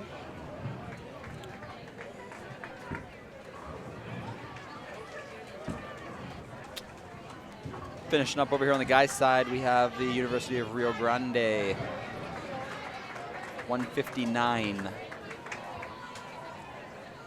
Martin Methodist also struggling here. They can actually, they need all 3 in the 10th to tie them with 159. Not an easy pattern. From a recruiting standpoint, although I'm older, I would have to say that Martin Methodist would be a cool school to go to because Bob Learn is the coach. I believe, I could be wrong, this might be his 2nd year, but I think this is the 1st year that he's coaching the program. And yeah, I mean, if I'm an up-and-coming young bowler looking for a school to go to, the first thing I would do is look at who's the coach of the school, what's their background, what can they teach me, how can they improve my game, and what better way than to go get coached by Mr. 300 himself. Yeah, and if I wanted to make it on tour, like if I was a really top recruit, my goal is to make it on tour, what a better person to talk to, throughout the year. All that experience on tour, yeah. How many titles does Bob have on tour? Let's take a look. I'm curious. I gotta think he has at least 5. Oh, I believe he's 5 titles. Wow, it is 5. Is that all? Yep.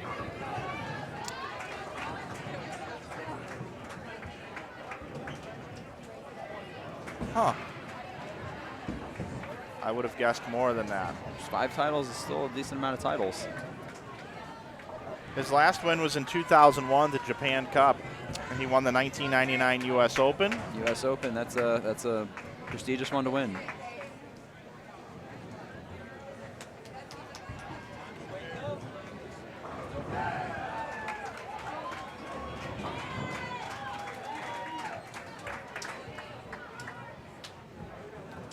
Last year, he cashed in 10 out of 11 events on the PBA 50 Tour. Martin Methodist getting that double in the 10th there to get them into the high 150s. 158 for them.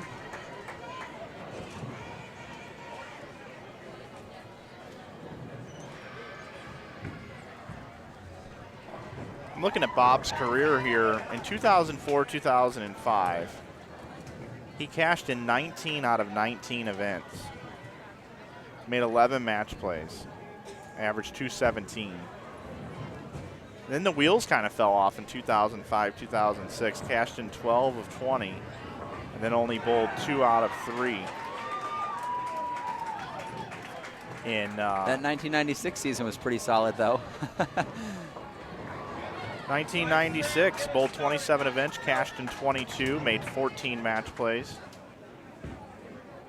CRA. I would assume that's TV, maybe TV shows made. Yeah. 7. 7 TV shows and 1 title for Made a $234,000. small $234,000 paycheck there. Bob Learn has made over $100,000 3 years on tour. In 1993, he made $104,000. 1996, $234,000. And he made $101,000 in 2001, 2002. So yeah, obviously some seasoned veteran on tour. He's been on tour for several years, and yeah. Oh, Bobby Learn. Getting into our game number 8 now. Updated our graphic. Welcome to Inside Bowling in collaboration with Bowl TV this weekend. I'm Mike Flanagan, joined by Matt Gasson.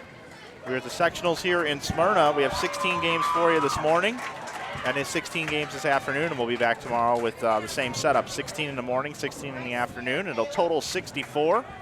And the top 4 women's teams and the top 4 men's teams will advance to the Intercollegiate team and singles championships to be held in Lincoln, Nebraska. I'm going to just put that slide up here just for a second.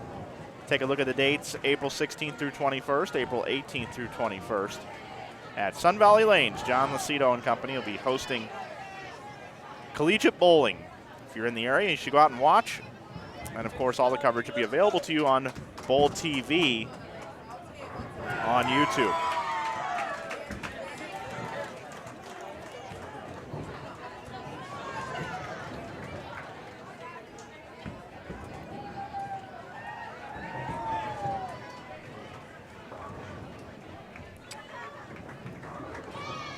I think the one thing that I miss the most about college bowling is eating all the snacks that the parents would bring us.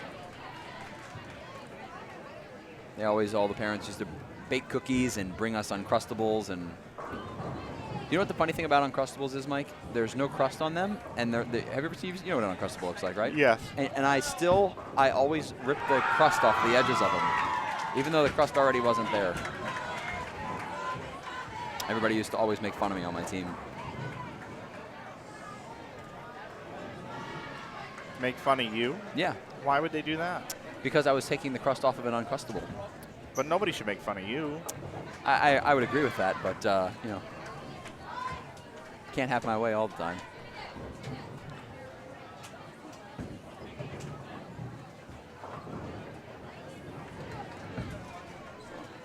Oh, looking just off screen here, Mike, we got the front 6 over here on lane 31. Looks like that is Lincoln Memorial University. Yeah, we'll keep an eye on that. Yeah, we'll keep an eye on it for a couple more frames, see if we can't get a camera set up over there, if they keep that going. If they get 8, I'll get up.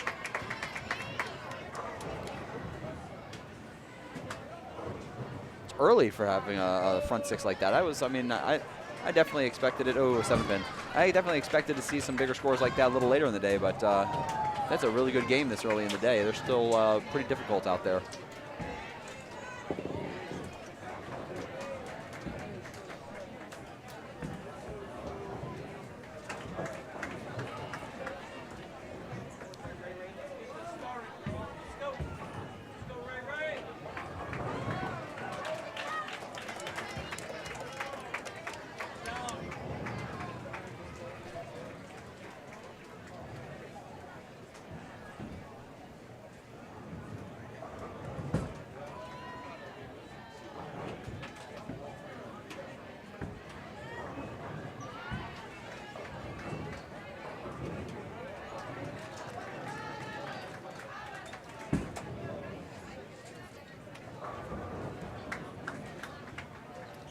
We also lose an hour tonight.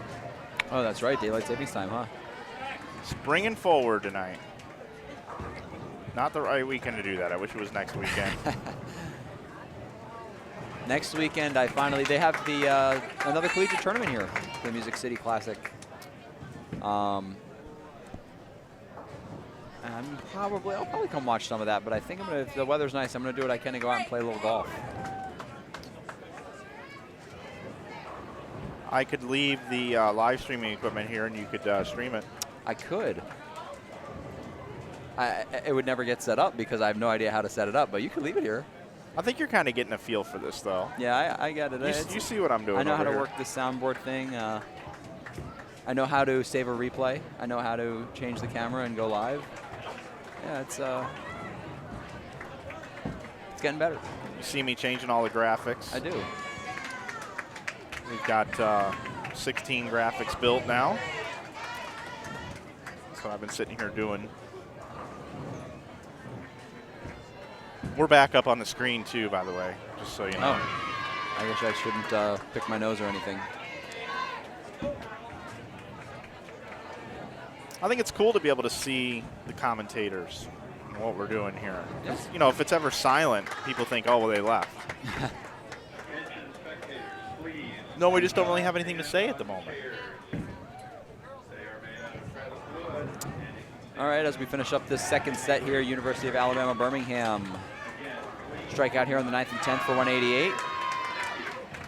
Robert Morris women just set up the 10th frame with a double. He strike out here for 214.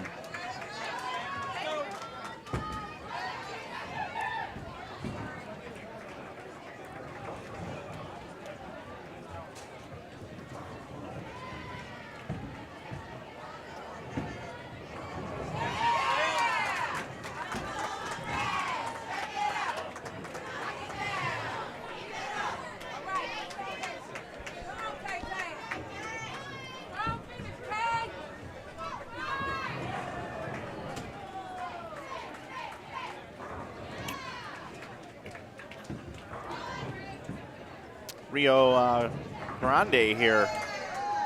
It's actually Rio Grande, right? I thought it was Rio Grande. No, it's Rio Grande. Is it? Yeah. I kept on saying We Grande. just like saying Grande. Grande, yeah, I like that one better. I think Starbucks started all that. The Grande. Yeah. And Ariana, of course. Of course. If Ariana Grande and Starbucks never comes out, I bet we're sitting here calling it Grand. I would probably agree with that, actually. It's amazing how pop culture changes the way we say words. Pronunciations. University of Alabama, Birmingham striking in the 9th and the first one in the 10th. One more here will get them into the high 180s. Robert Morris with a spare of the first shot in the 10th. Ooh. Wash out. So that'll get them into the lower 170s there. Robert Morris with 193.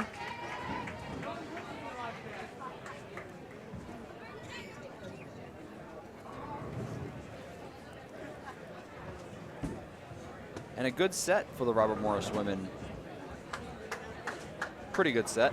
760.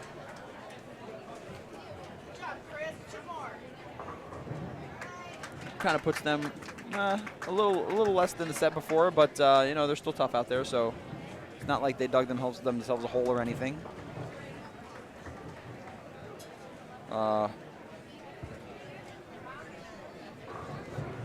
University of Alabama, Birmingham struggled a little bit that set. 173, 216, 142, 173. Pair of 173 bookends, huh? Yeah, they bowled 704 that set, so they're gonna drop out of that top four, I think. But it's early. It's early. There'll be a good chance for them to get back in there. How about this finish here for Rio Grande? Yeah. Rio Grande. Rio Grande. Now Now you're kind of, it's a hybrid. Boy, I got this all messed up. Rio Grande. Rio Grande. Yeah, they threw the strike in the 9th and the first two in the 10th to get them into the 200s. And I'm not too sure. I missed what they bowled their first game, but they finished. They followed up whatever they bowled the first game with 226, 159, 208. So a potential decent set there.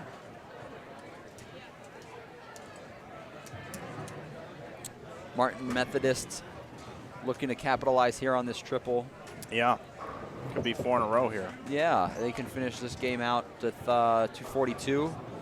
And that would help them a lot as they have 184, 191, 158, their first three. Coming up next on the Crossover. women's side, joining us on lanes 25 and 26, we will have North Carolina A&T, coached by Kim Terrell-Kearney and Eric Kearney. And on lanes 26, we will have Lindsey Wilson College.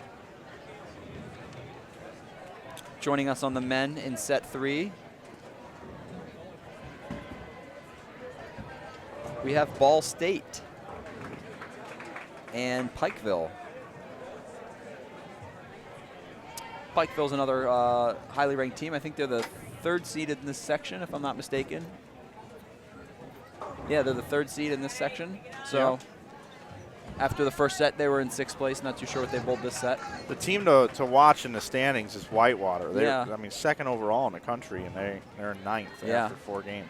Yeah, you know, it could have just not matched up well on the fresh. Sure. You know, I know Rob, that was kind of an issue with us at Robert Morris. We all had a lot of rev rate, and we tended to fall behind just a little bit on the fresh, and then as the pattern started to break down and we could move left, that was our wheelhouse. That's where we made up our pins. So that could be all it is.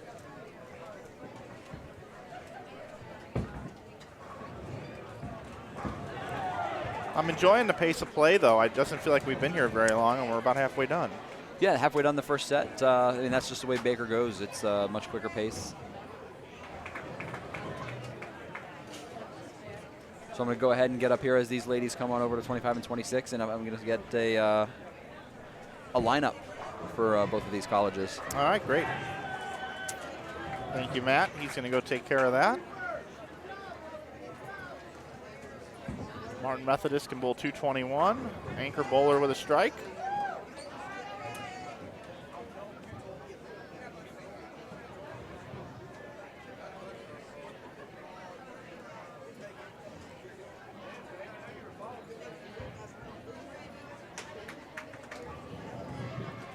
North Carolina A&T coming in. Lindsey Wilson on the women's side. The Red Storm Rio Grande finished up. Just waiting for Martin Methodist to finish out here. Oh, hook. He didn't like it off his hand. Still get 211. Martin Methodist was in 8th coming in here to this 4-game set.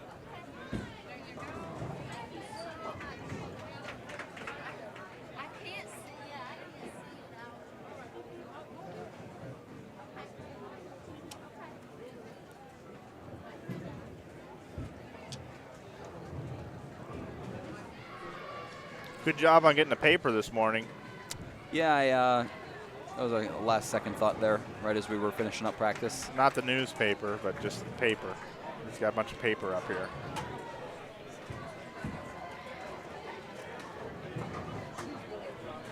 This is working out well. You get to keep the job. You can come with me anytime to college tournaments. Thank you, appreciate it. 211 for Martin Methodist.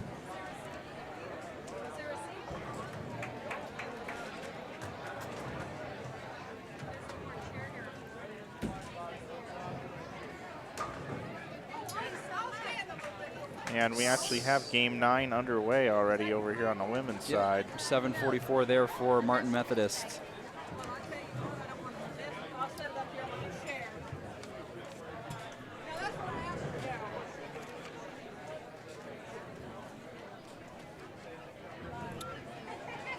All right, still waiting from a lineup from Lindsey Wilson, but over on North Carolina A&T, Coach Kearney brought us over her lineup. It's going to be led off by Mia Pope, followed by Kaylee Christ, Candice Bradley, Anna Olea, and the caboose there is going to be Cameron Strombeck, and we're getting a lineup right now from... Yeah, and she was bowling awesome yesterday, Strombeck. Looking forward to seeing how she does here. Yeah, she did. She bowled, I think she just missed the singles as well. I think she was maybe 8th or 9th or somewhere in that area.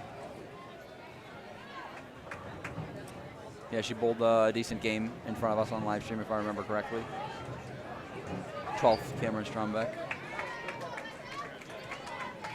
256 the last game yesterday. That's why I remember her. Lindsey Wilson College, lane 26. Led off by Becca Himbaugh, followed by Maddie Kane. Madeline Kane. Kelsey Grayson, Anna Etherington, and Madeline Zubricki.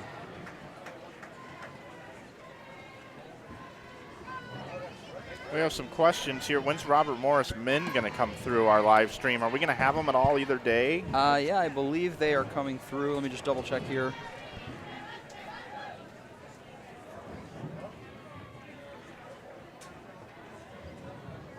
Let's see, they are.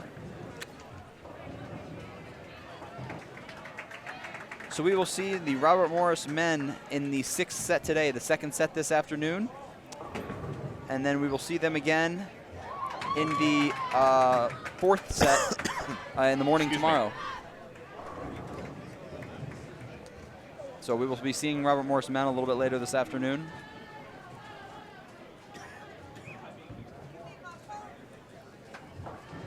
I just made a producer blunder. I had us up on the screen, and I needed to cough, so I went to go turn. Instead of turning down the soundboard, I turned us off on the screen. I knew I needed to do something in regards to us not being somewhere, but it was my instead of turning the sound down, I turned us off on the screen and coughed right into the microphone. So my apologies to everybody out there. It won't happen again. Bit of a producer blunder.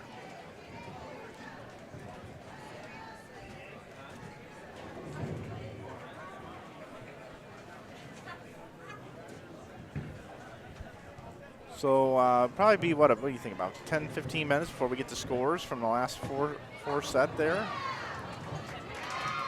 Looking forward to seeing how the teams jockeyed around for position.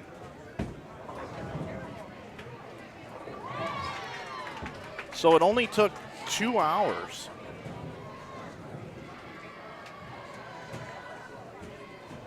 For the first 2 sets. Yeah, and that's with practice. Yep. Practice, and we had that little celebrity first ball throw. All the local youth came in, and they each got assigned to a team, and they threw out the first ball of the tournament. Yeah. They usually do something special like that every year. Sometimes they have the coaches go out and throw it. Sometimes they'll let the senior on the team go out and throw it. A good shot there on 26 from Kelsey Grayson.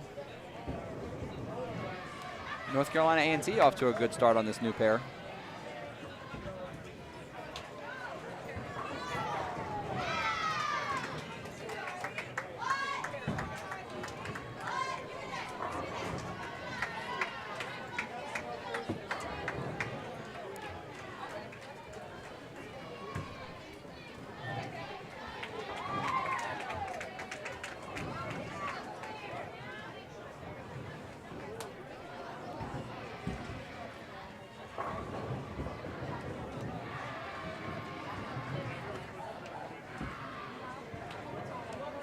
We're going to be thrown a little off kilter here as far as our game graphics, because the women are well underway and the guys are taking a while.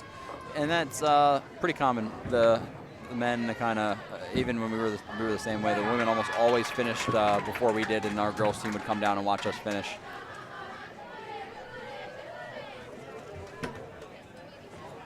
I think the guys just kind of move slower. They're a little more lackadaisical, and the girls are, we'll say, more efficient at moving pairs and getting underway.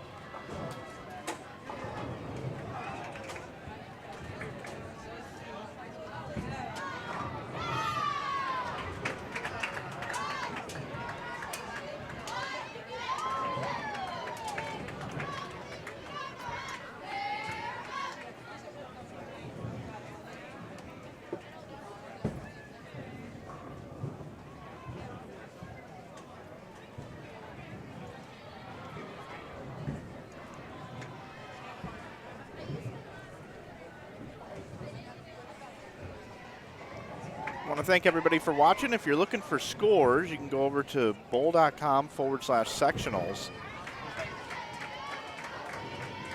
for the scores. All right, as these two men's teams get underway, I'm going to go ahead up there and see if I can get a lineup from these coaches.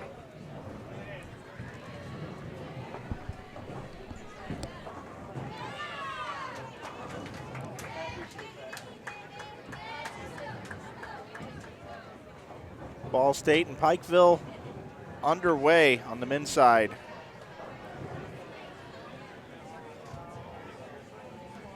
Matt's out getting lineups.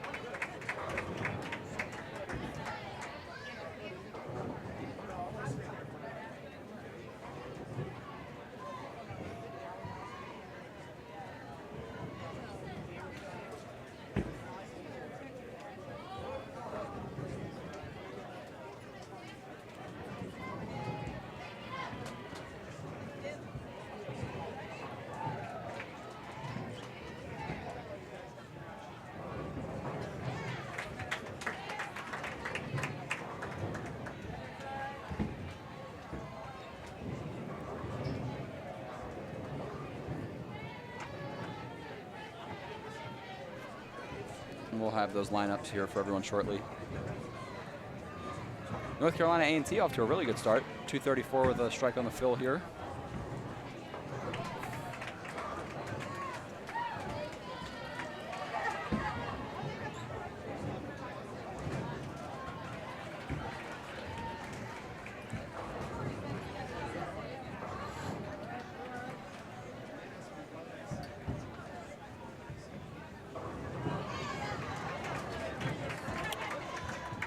Well, I'm glad that shot that went through the face struck because I'd already written down 234. You already wrote it down. I wrote it down.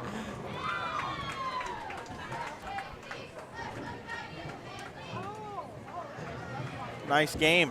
Very nice game. For Yeah, it's North Carolina. It's always tough to get a good start like that moving pairs, and hopefully that gives them a little momentum for the rest of the set. They can put up a big set. After the first 4 games, they were in 15th of 16 teams, so 234. I don't know what they bowled this second set. I know that I went over to ask Coach Kearney if I could get the lineup, and she didn't seem like she was in the best of moods. So I don't know how that second set went, but they're off to a good start here in set number 3. Hopefully they can put together 3 more big games.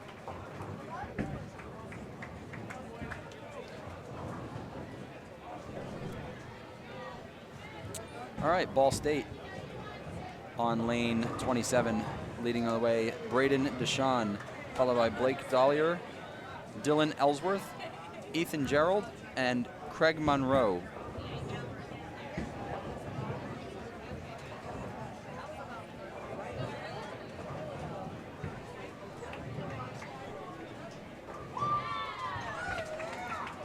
All right, Pikeville men, lane 28. Leading the way, Anthony Allen, followed by Matthew Cleary, Gio Montesenos, Matt Diamond, and anchored by Andrew Letcher. Matt Diamond, that's a good name. I do, I like that one. Well, you know I'm changing my name to Mike Valentine. Mike Valentine. Maybe you should change your name to Matt Diamond. Mike Valentine and Matt Diamond. Yep. Coming at you live from Smyrna, Tennessee. I do. I need a radio name. Matt Diamond, Mike Valentine, here at Sectionals. Macho Man Randy Savage. Oh, yeah. Once again, I'm up in heaven, smiling down. Passed away a couple of years ago.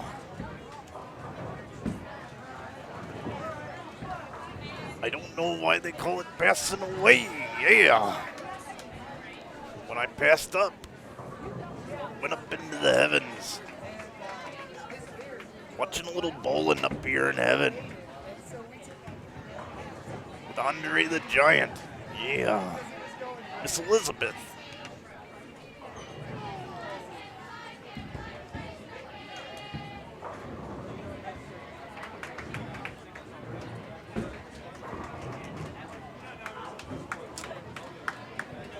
Trending Tammy, is there a place where I can see the lane assignments for the women today? I don't believe that's posted online anywhere. We'll double check for you right now. Yeah, they do have a lane schedule. Oh, they do, yeah. Lane schedule for if you go to www.bowl.com/sectionals. You'll be able to see the lane schedule in Smyrna, Tennessee for both the men and the women. You'll also see that 2 of the live streams aren't set up yet in one region, and happens to be ours for tomorrow. But that's just because I haven't gone in and set it up yet. No need to fear it. We'll be set up tomorrow. I'm the only guy. I'm the only guy out of all these that hasn't set it up.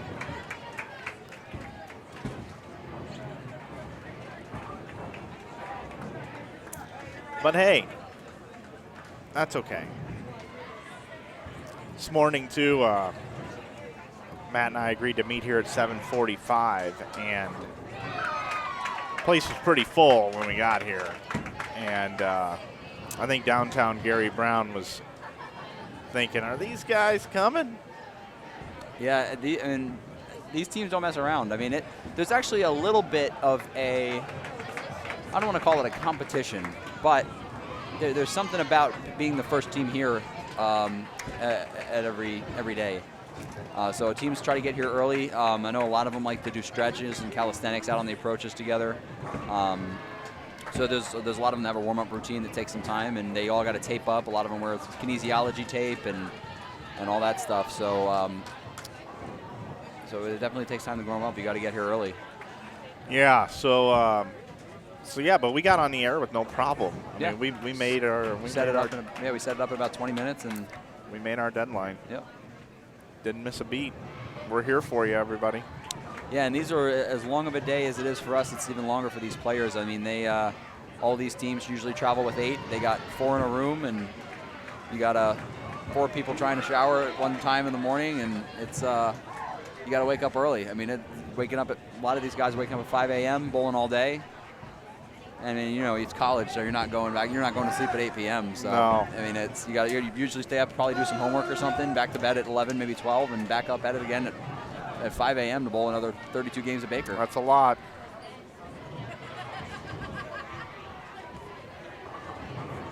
That's an awful lot.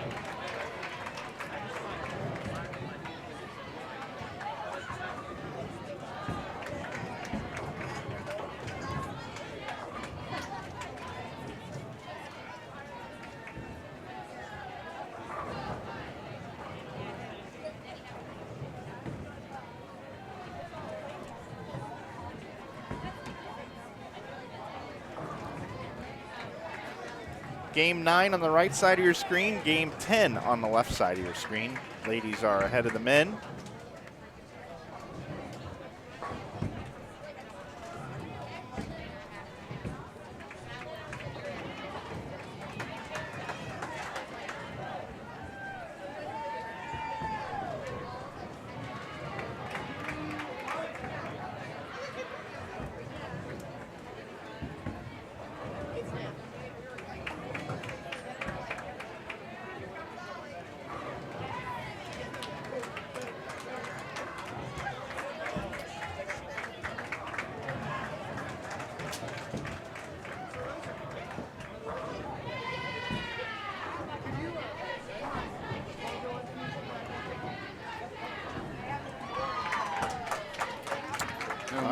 Updated standings through 2 sets. They just drop right into the booth. RMU men still leading the way on the men's side. 204, 210, 197, 225 that last set. Who's in second? Lincoln Memorial University. They were second after the first 4. In third, St. Francis, Illinois with 1589. They moved up from 4th to 3rd. They did. They had a pretty good set there. in fourth place is Emmanuel College. And University of Wisconsin-Whitewater moved up that set. They bowled 223, 229, 159, 181. They're fifth? Yep, they're fifth. So Whitewater moved from 9th to 5th. Yep, they moved up a couple of spots there. On the women's side, we have St. Francis leading the way with 1676. They are 64 pins ahead of second place after 2 blocks, or after two sets. Yeah, 8 games. So who's in second? Emmanuel College with 1612. Savannah College of Art and Design on the women's side, 1571, sitting in third. In fourth place. Wow, they were in 8th, by the way. They moved all the way up. Yeah, they did. They bowled 184, 201, 218, 199 there that second set. So a good solid set from them. In fourth place, University of Maryland Eastern Shore. Actually, they struggled a little bit that set. They went 178, 168, 170, and then bowled 247 in their last game to save that set a little bit. So. Okay.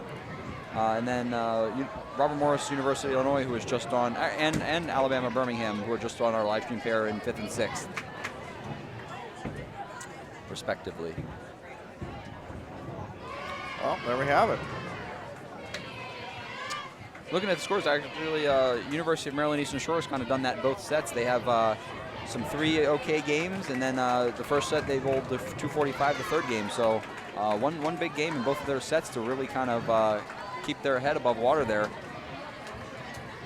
So North Carolina A&T here, who we have on the left, coached by Kim Terrell-Kearney. They're in 14th, right? But they bowled 210 game 8 and 234 game 9. Yep. They're headed in the right direction. Yep, just a couple. They're on a strike right now after the 5th frame, heading into the 6th, looking to double up here. Sounds like a 9 count. It is. Lindsey Wilson is in 13th on the women's side, and over here on our men's side, Ball State is currently in 17th of 19 teams, and Pikeville is currently in 12th of the 19 teams. And Pikeville is the third ranked seed here. So and here's why they're in 12th. And they're struggling in this game a little bit too. They can strike out here for one. They got to strike out here for 170. So they bowled 117 game 8. Oh wow. That's a game they're just coming off of right now. So yeah, they're struggling a little bit to figure out the lanes this weekend so far. Yeah, you're right. Pikeville, third highest ranked team in this field. They're ranked 9th overall. Whitewater, the top seed here. They're 2nd overall. Robert Morris, 4th overall coming into this event. Keep this right here. I'll be the standings guy. You can be the lineup guy. All right, Ball State looking to get every pin they can here to finish up with 183. 182 it is. A rough finish there for Pikeville. A 6 count there in the 10th.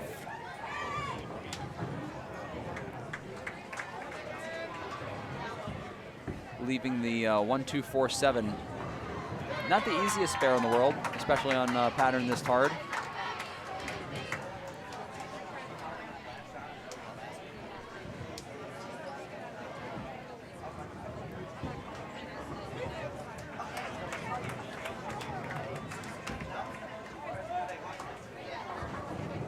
And he cleans it up nicely.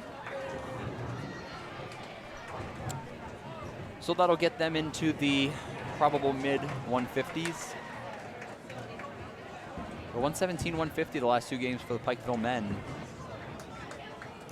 That's not good. That's No. going in the wrong direction. It is, yeah. Hopefully they can get it figured out here. They've just finished their first game of this set on that lane, so they kind of have an idea of what the lane's doing now, and they can make the adjustments necessary and hopefully put up a bigger score this next game. North Carolina A&T open in the 7th.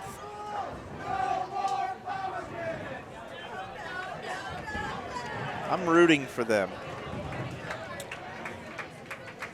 They're a first-year program, correct? This is year 2. Year 2. Yeah, year 2. So they're a young program.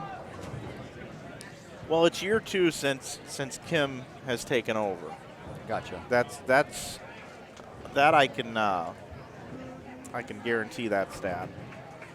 I don't know if they had a program the year before or not.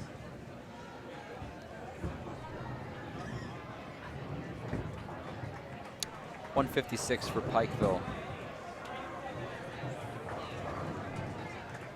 And that brings us into game number 10 now across all lanes.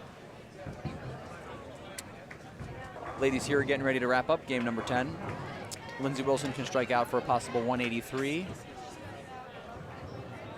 North Carolina A&T looking to strike out here for a possible 176.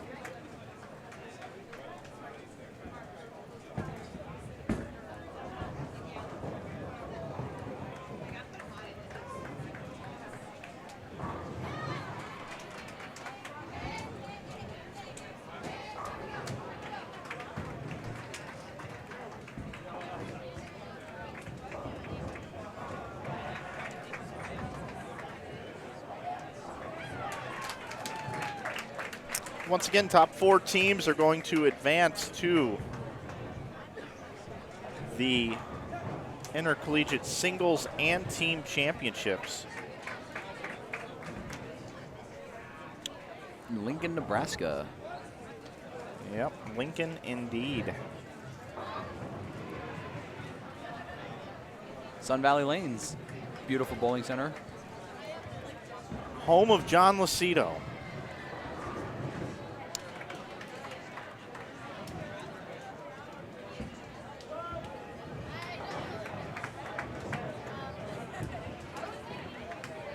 Some fond memories there for me. Ah, yes, memories that are of fun.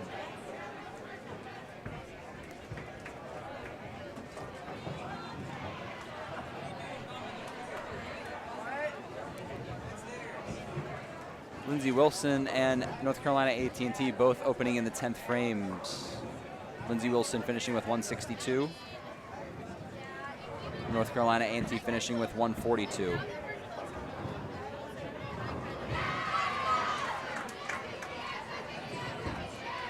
There's some serious coaching going on down here by Kim Kearney. Yeah, she's, her team is struggling a little bit through those first 2 sets. They put up a big number there to try and get some momentum going, and they followed it up with 142. So she's just got to get some momentum going for her girls, and they got to go up there and start making some better shots and filling some frames.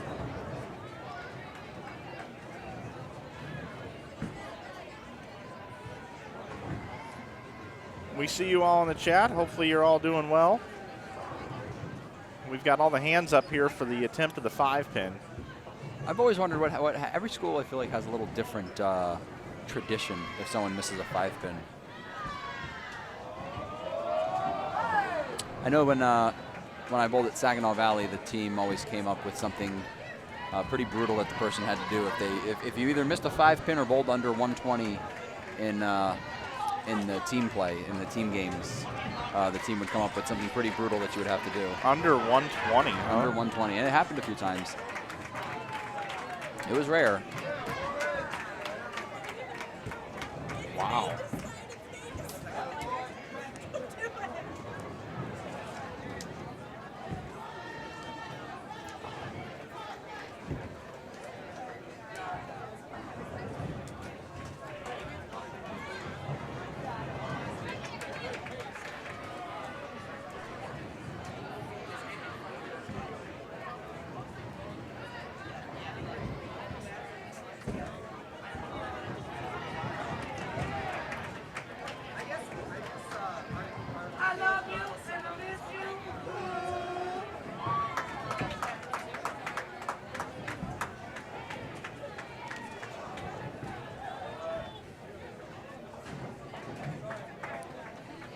Did you see the Tigers playing well this week? I was just about to ask how he was doing today in the Valspar. Yeah, he. I don't know how he's doing. I don't think he's teed off yet.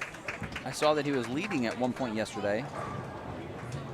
Yeah, he's in like a 6-way tie for second. Yeah. Yeah, I'm a huge Tiger fan. I mean, tees off at 145. Interesting. I just, regardless of whatever he did off the golf course, he's it's just always fun to watch someone that talented at their craft compete. Not a fan of LeBron James personally, but still like watching him play.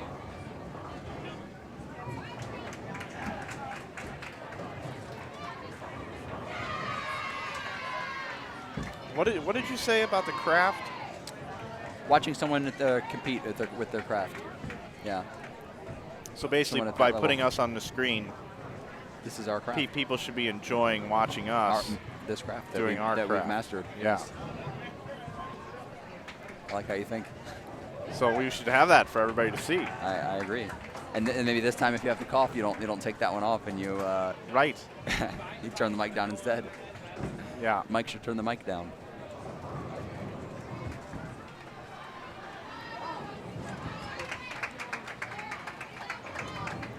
I will show you how I normally cough, everyone. I turn it down. And now I'm back. And we're back. That was a fake cough. That wasn't a real cough, by the way. I will tell you it's extremely dusty in this bowling center. Like, hardcore dusty. Like,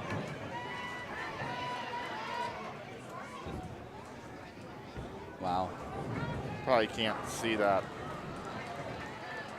But that's dust.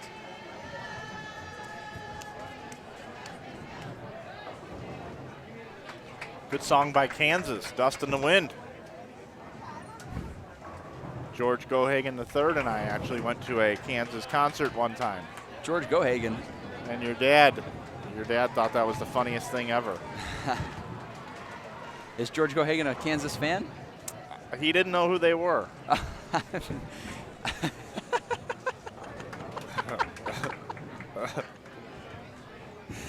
So he said we're going to see Kansas. He thought you meant you were taking him to the state of Kansas. Yeah, but we went to a concert. We went to a instead. concert instead. Yeah, it was a good time. I bet when they said the Carry On My Wayward Son came Yeah. on, he at least knew that one. He had to have known that one. No. Nope. No. Nothing? No. Man, that's unfortunate. George, you got to study up, man. You got to study up.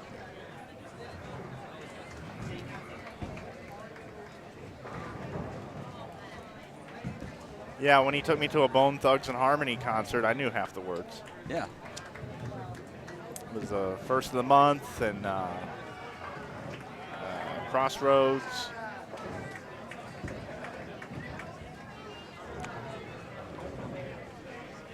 None of this is true, actually. Oh, it's not? There's no truth to any of Any it. of the, I thought you were being serious. Completely.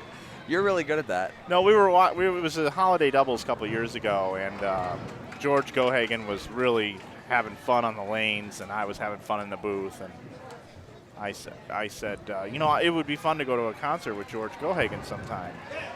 And Matt Turek put me on the spot and said, well, what would you go see? And I said, Kansas. And your dad sent me a personal message and thought that was the most hilarious thing that I pulled Kansas out, you know. That is really funny. So that was like this ongoing joke that George Gohagen and I went to a concert. We went and saw Kansas. Together, yeah. I just cannot see George going to a Kansas concert. No, That's what made it so funny. I thought you were being know. serious. Right, yeah, I know. Wouldn't that be hilarious? Mike is a very good storyteller. He once convinced quite a few people that his, what was it, your grandfather? My dad. Your dad. Yeah, my dad. Your dad started the company Orange Julius. Yeah, yeah.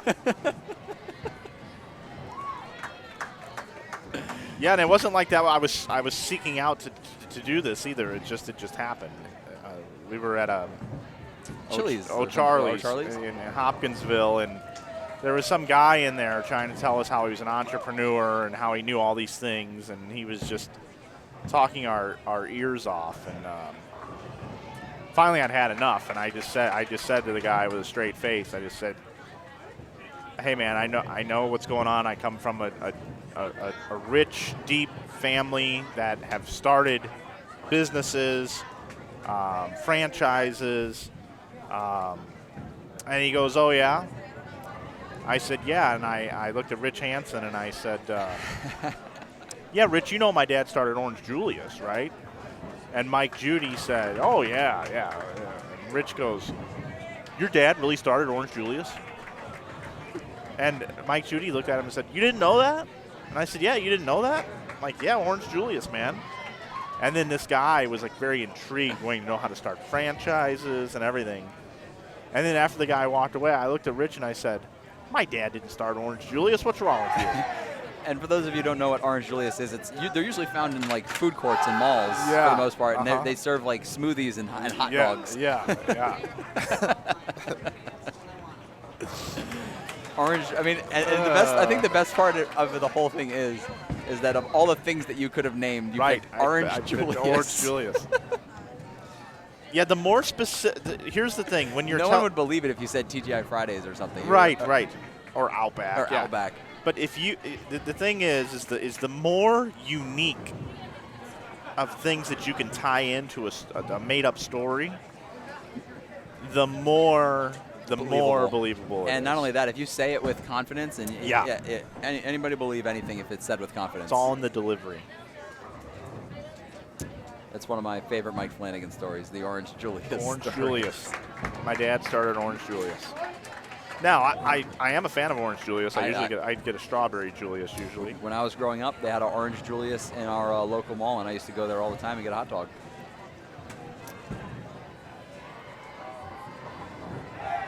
Strike for the lefty.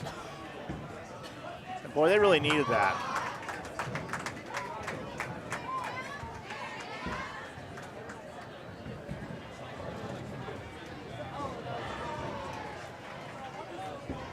North Carolina A&T already in game 11. They've made the flip already. Lindsey Wilson, their opponent.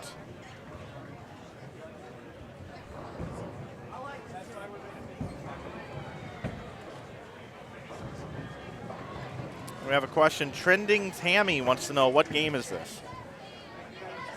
Tammy, you can find out the answer on your screen on the bottom right. The guys are finishing up game number 10, and the women are in game number 11. Ball State looking to cover up the spare here for 161. 182.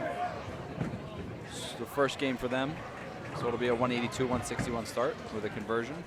Hello, Fred.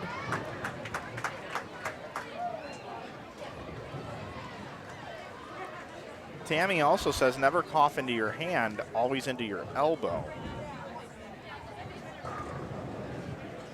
Can you reach your elbow, Mike?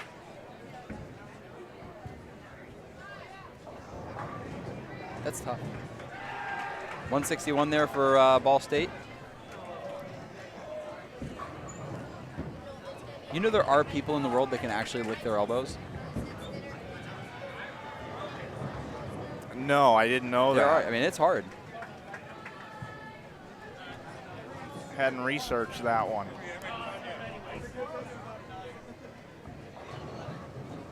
Well, from what I can tell, scores are going down.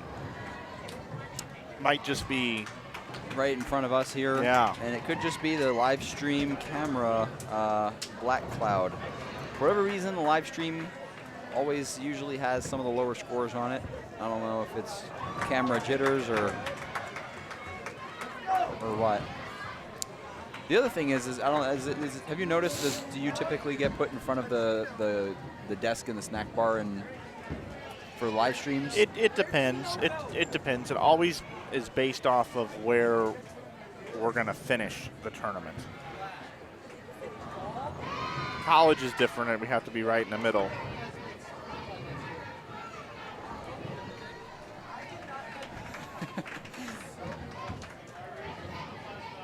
I just got a text from my mom reminiscing about our when she used to take me to Orange Julius when I was a kid.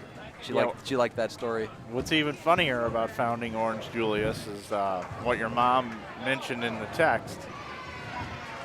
The chances of an American starting Orange Julius very is slim. very slim, or at least being a franchise owner. Right.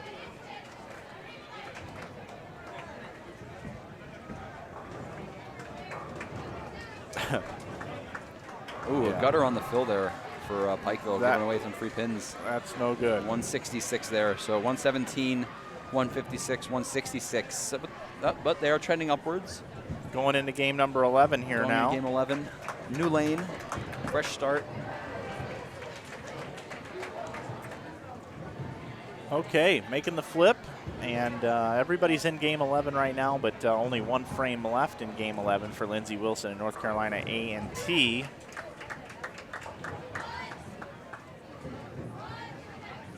Don't forget, everybody, you can check out 3 other live streams that are going on today. You can go over to bowl.com/sectionals and get all the links to everywhere you need to go. Support Craig Elliott down in Dallas with Bullstream TV. He's actually on Bull TV today, but support his platforms, Bullstream TV, and also Emil and Aaron. Aaron Smith is in New Jersey, and Emil Williams is in Fairview Heights, Illinois, just outside of St. Louis. Make sure you subscribe to Bull TV. Make sure you subscribe to Inside Bowling on YouTube. Get instant notifications when we go live. Also, this weekend, if you would like to help support what we do at Inside Bowling, head over to InsideBowling.com and go into our merch store, have a look around, and if you'd like to save 15%, you can with coupon code YouTube. YouTube is the coupon code for 15% off. We appreciate those of you that have supported our online merch shop. Much appreciated. And we've got another 5-pin for Ball State. I wonder who started that, the hands in the air thing for a 5-pin. Oh, no, they don't have a 5. They have a full rack up there. I don't know what they're doing. Full rack. Yeah, they got a full rack on lane 28. Oh, it's for lane 27. They got a 5-pin. They're holding it up for the other team. Oh, that's what it is. Okay. I saw a 5-pin on my screen, and I was just like... Yeah, lane 28 had a full rack for them. I'm only looking at the screen anymore because I can't see anything around here. It's already nerve-wracking when you got to shoot a 5-pin and your own team's got all their hands up, but when the other team joins in... Yeah, and then to get on top of that, how about being on a live stream pair? Yep. Don't want to miss it. I'll tell you, I think the next thing I want to do with this, us being on the screen, is I do want to have a green screen behind us. And how cool would it be if it was just us? Just kind of floating? Yeah, floating. I'm down. We can go to Walmart on the break if you want. Does Walmart sell green screen? Yeah, well, green felt. Green yeah, felt. Put that up right behind us. Could be pretty nice. Game 11 finishing up there for the women on lanes 25 and 26. Lindsey Wilson with 150 and North Carolina A&T with 157. They are a whole game ahead of the men.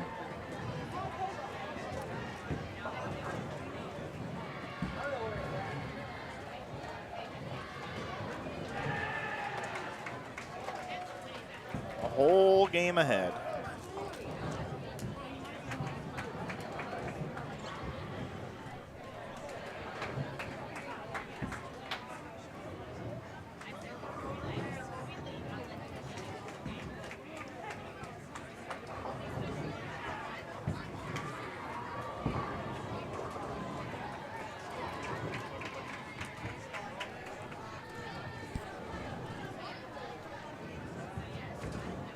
Had a Baker 299 in New Jersey today. Stratford.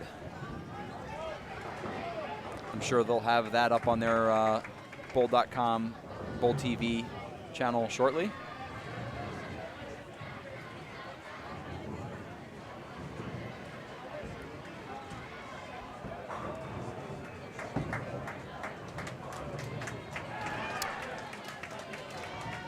And they are bowling on the same pattern at all 4 sections, but as we've been kind of checking in on our end on the other live streams, and the one thing I noticed is that everybody seems to be bowling on a different lane surface in New Jersey.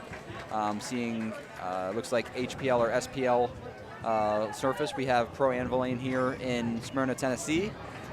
Big difference between those two surfaces. The Pro Anvil lane's a much harder lane surface. There's not as much texture to it.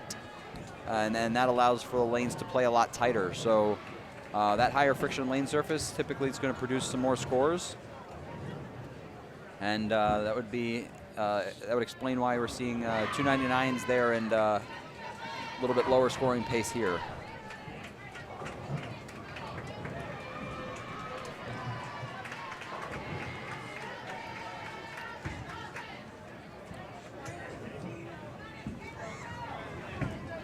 Yeah, I am going to incorporate that into these live streams. I'm going to get that green screen for behind us. I'm going to start doing that.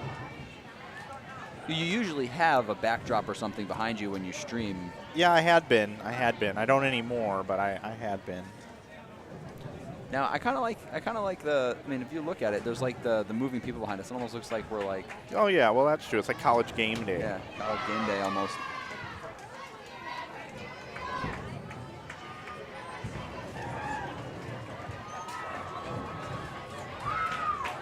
But yeah, you're right. One whole game ahead here. Got game 11 on the right side of your screen, game 12 on the left side of your screen. And that's funny too, because I mean I know it's women versus men, but yesterday lane 25 was almost a whole game behind everybody. Yeah. The women's round yesterday took less time also. It did. Yeah, I just think they bowl faster. I think they're just more efficient than the men at getting to the next pair and starting their bowling. And I also don't think they give two-lane courtesy like the men do. I think some of the men give two-lane courtesy. I could be wrong though. Men are just they're a little prima donna sometimes. Yeah.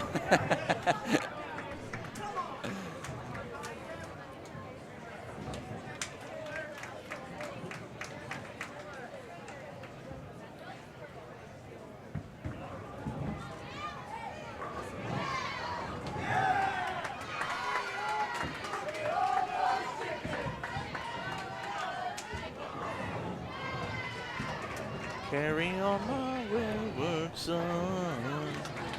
And we've got so that's what they were doing with these blue screens in between some of the pairs. Now they've got the scores scrolling. Yeah. They got the scores scrolling live for us, so we don't have to sit here and do the math. It's already up there for us. Yeah, it's too bad we don't have a blue screen like super close. Yeah, I have pretty good eyesight, so I can see. Oh, well, that's good, because I don't. Oh, we can see. Oh, and it shows it changes, so it shows all the sections. So it looks like Lindenwood, Calumet, St. Ambrose, top 3 in Fairview Heights, Illinois, right now.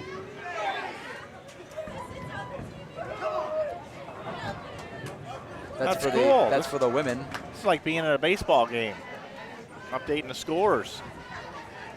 Yep. Yeah, news from around the league today.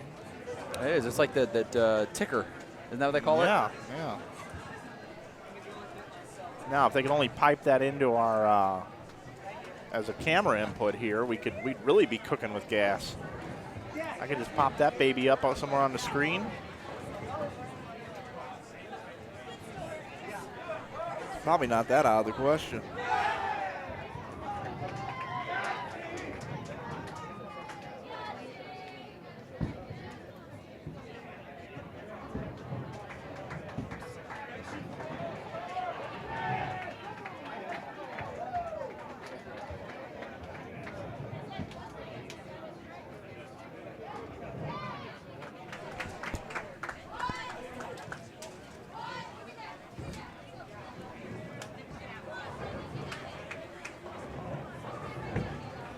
Well, let's see if we can improve here on the 5-bagger.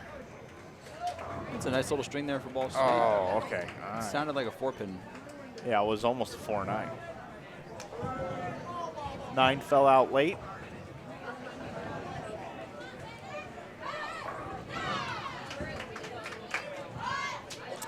Looks like Robert Morris just off the screen there on lane 24 through the last 5 for 215 that game.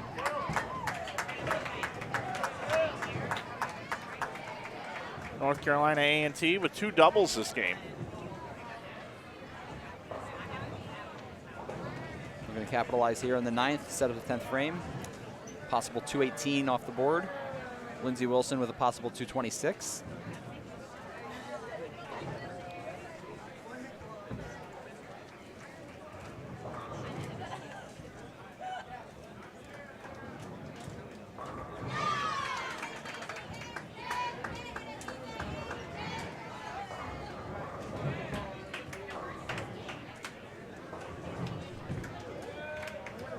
Nice shot there in the 9th. Yep. So North Carolina A&T trying to bail out a game here. What were their games so far? 234, the first game they came over was a really solid game, and then they followed that up with 142 and 157.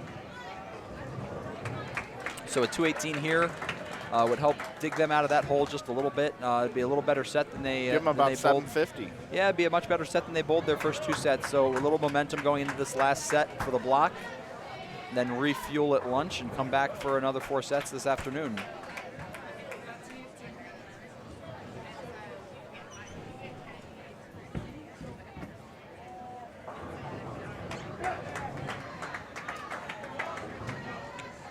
Six count, 2, 4, 5, 7 there in the 10th. Tough spare for North Carolina A&T. I keep wanting to say AT&T. Yeah. That's because you just want to go to AT&T Stadium. I don't even like AT&T. I'm a Verizon guy. I don't even know why I say it. Did you see my pictures from Cowboy Stadium?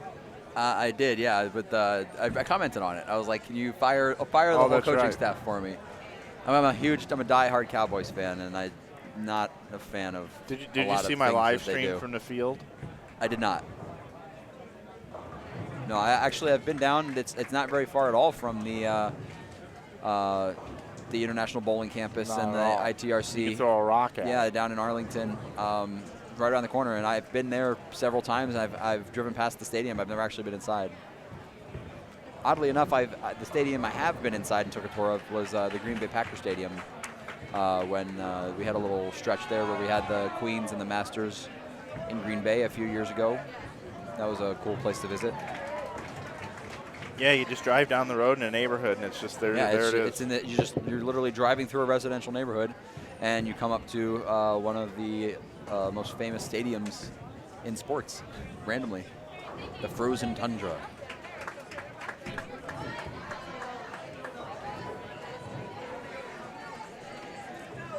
All right, now switch us over to our Game 12 graphic, because Game 12 is just finishing on the left 2 lanes, and Game 12 is just beginning on 27 and 28 here. 150 for Pikeville. I mean, they were struggling. 117, 156, 166, 150. Yeah, I don't know what they got to do. It's tough. It's very tough to see their ball reaction from here. I have to imagine. I mean, they're either making really bad shots or they're just in the wrong part of the lane with the wrong equipment.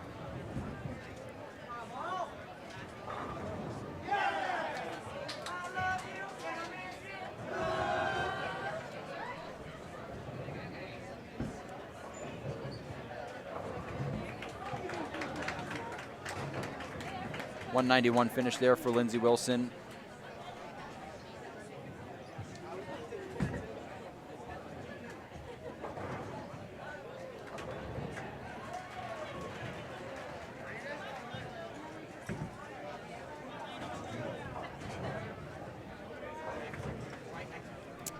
.685 there for Lindsey Wilson.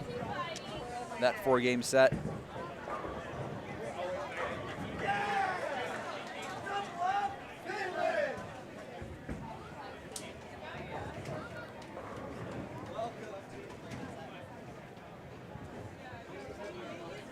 .727 there for North Carolina A&T. I did it again. You know what else I do?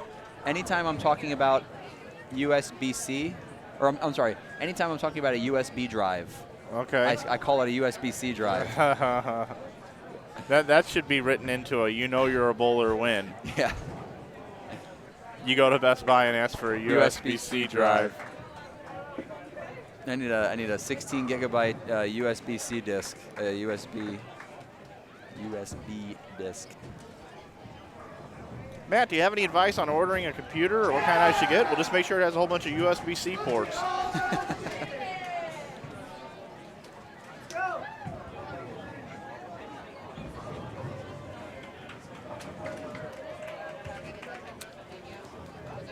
Hey, Fred, saw the video of me throwing the track alias, where that ball is going to fit in my arsenal. It depends on which one I'm throwing. The asymmetric one is going to be, it's a very strong cover stock, sanded cover stock, strong asymmetric core. So that's going to be for the heavier oil conditions. Higher volume patterns where I'm looking for the ball to really change direction and pick up on the lane. If I drill the symmetric option, I'm going to be throwing it on patterns more like what we're bowling on today. Flatter lane conditions where I'm looking to kind of round out the overall motion of the ball, keep control of the lane. That's going to be a big-time tournament ball with that layout for me. So those are the two options there for the alias. The track alias.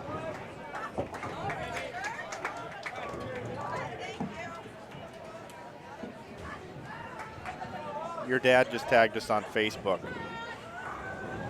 Says, listening to Mike Flanagan and Matt do the live stream. Best team since Summerall and Madden.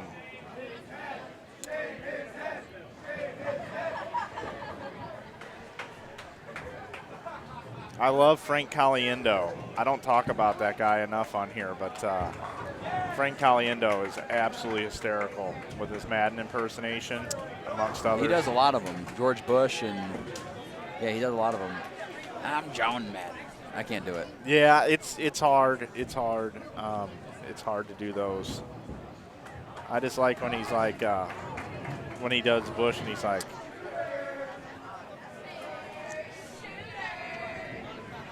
hey George, did you get a degree in bowling? Oh, you mean bowlification? And then he does that look with his eyes. What does he say? He's like, I got the nuclear instead of nuclear. Yeah. Coming over to lanes 25 and 26 for this fourth and final set of the morning. We have Cumberland and Bethel. Where are they setting at in the standings right now, Mike?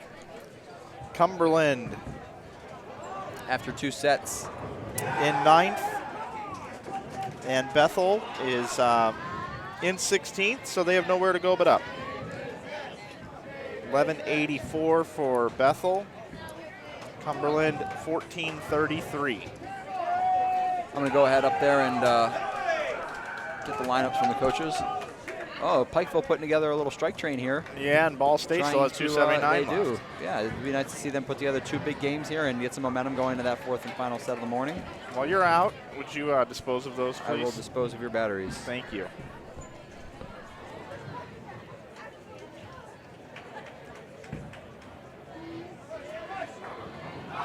Oh, that was a good shot. Left a 10-pin. Ball State trying to get something going here. They were in 17th coming into this 4-game set.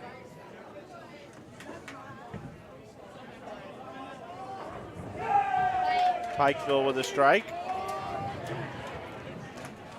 Once again, just to tell the story here, Pikeville, 9th overall in the country coming into this event.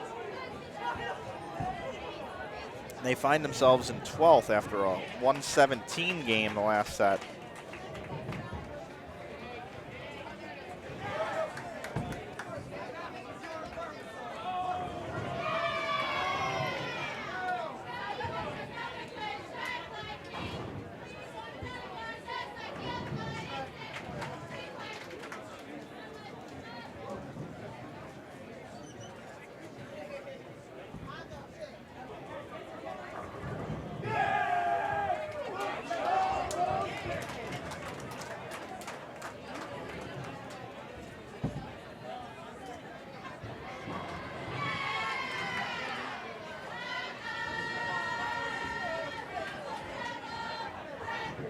Pikeville still on that string, 5 in a row there. I'm not sure what they did. I don't know if the coach gave them a little, chewed them out a little bit. I think what he said was, hey, look, guys, here's the deal. We all got a beautiful, nice hotel rooms and everything tonight. If we don't get things going, you can forget about the hotel rooms. You'll be out on the asphalt. And I think they said, well, we need to get a good night's sleep, coach. They said, well, you need to start bowling better. Well, I can tell you a funny story about not sleeping in a hotel room. So there was a college tournament that we bowled. It was the Lehigh Valley Classic in 2014, Allentown, Pennsylvania. And the entire bowling center got infected Everybody got sick. Everybody was in between frames. They were running into the bathroom and vomiting, and I mean actually when we left, the entire bowling center actually closed down the next day or two to decontaminate. And what clean happened? Up. Everybody had it was a flu. Everybody caught the flu. And oh my word! Yeah, everybody in the bowling center. Did you catch it? I did. I was sick for a week. Yeah. However, we had a kid on our team who was a germaphobe, a major germaphobe, and he didn't get sick, and he did not want to get sick. So instead of sleeping with his teammates in the hotel room that we had, he slept out on the couch in the lobby of the hotel room. Are you serious? True story. And he did not want to come back in the room. Yeah. Wow. Yeah, that is a true story. That was one of the craziest weekends of bowling. I mean, there would be kids.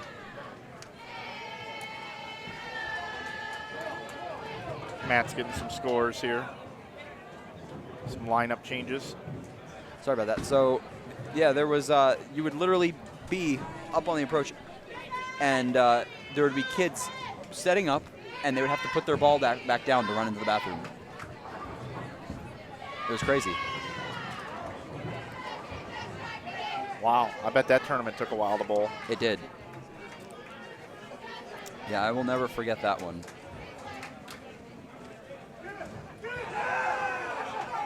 Wow, what a nice cover there. Yeah, good cover in the 10th there. Let's look at it one more time. 410. Slides it right over.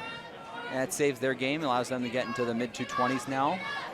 Same with Ball State if they cover up this single pin spare, which they do. So 2 good games there.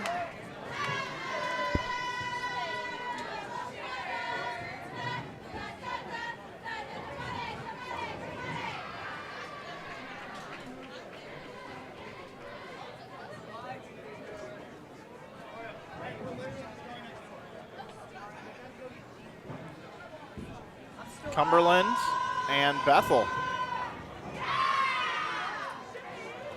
Cumberland's quite a bit ahead here. 5 out of 6 strikes. They like the new lane. Yeah.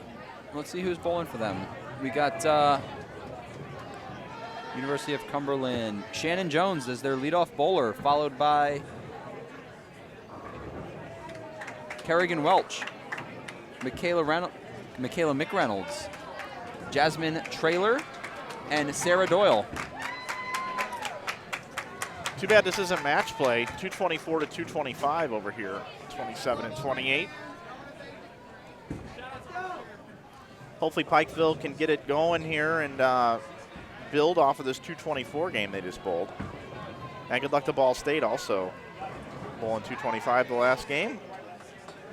Yeah, so that they still bowled 696 there. Not a great set. That 224 did help them out, though. It could have been even worse than that. So hopefully they get going here this last set. A little momentum going forward.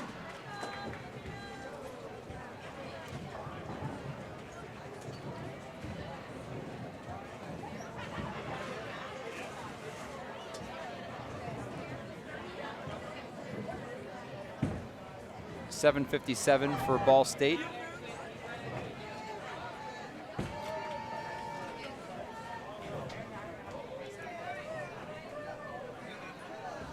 Bethel starting 5, Maddie Gray, followed by Tiara Jackson, Haley Butkowitz, Alyssa Easley, and Nicole Taylor.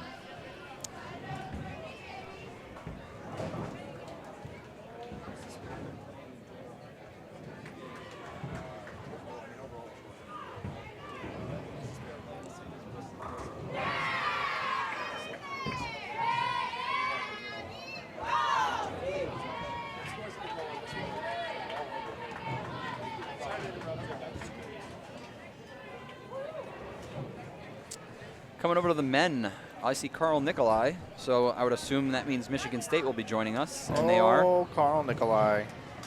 Carl Nicolai is the head coach, longtime head coach of Michigan State. Does he still run collegebowling.com? I do believe that he does. Yeah, he's really, really involved there. You know, I made an offer to purchase collegebowling.com about 4 years ago. Really? Yeah, I wanted to revamp the whole website and really Put a lot. Give it a little new look there. Yeah, I still would be interested in purchasing it.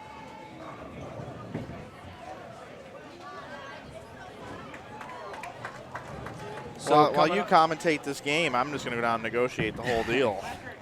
Let's get it done right now while they're bowling. 27 and 28, we have.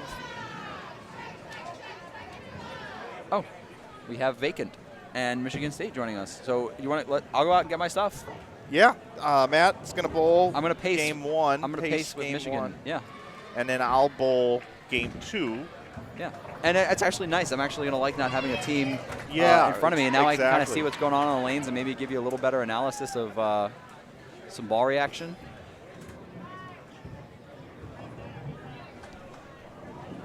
I think it's a good play. I'm actually going to go up and mess with Gary Brown and Brandon real quick. I'm going to tell them that we're serious. That we're going to go get our stuff and bowl. Absolutely. Yeah.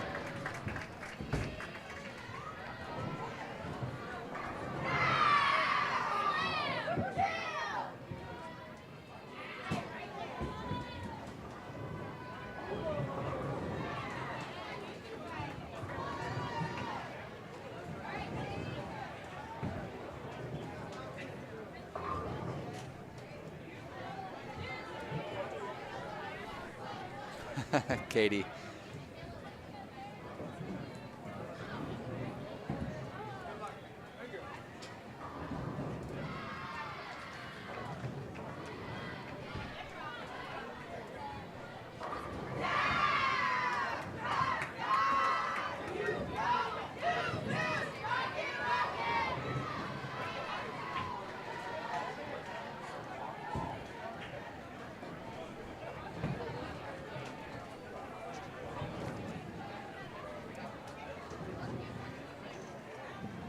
Cumberland finishing up game number 13.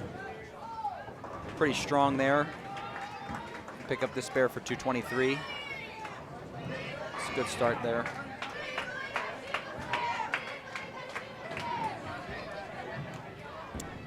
Robert Correggio, do you know how Whitewater is doing? The Whitewater men were in 5th after the first 2 sets. We have not gotten an updated standing sheet after the 3rd set yet. Some teams are just finishing up their 3rd set, so I expect to have that shortly.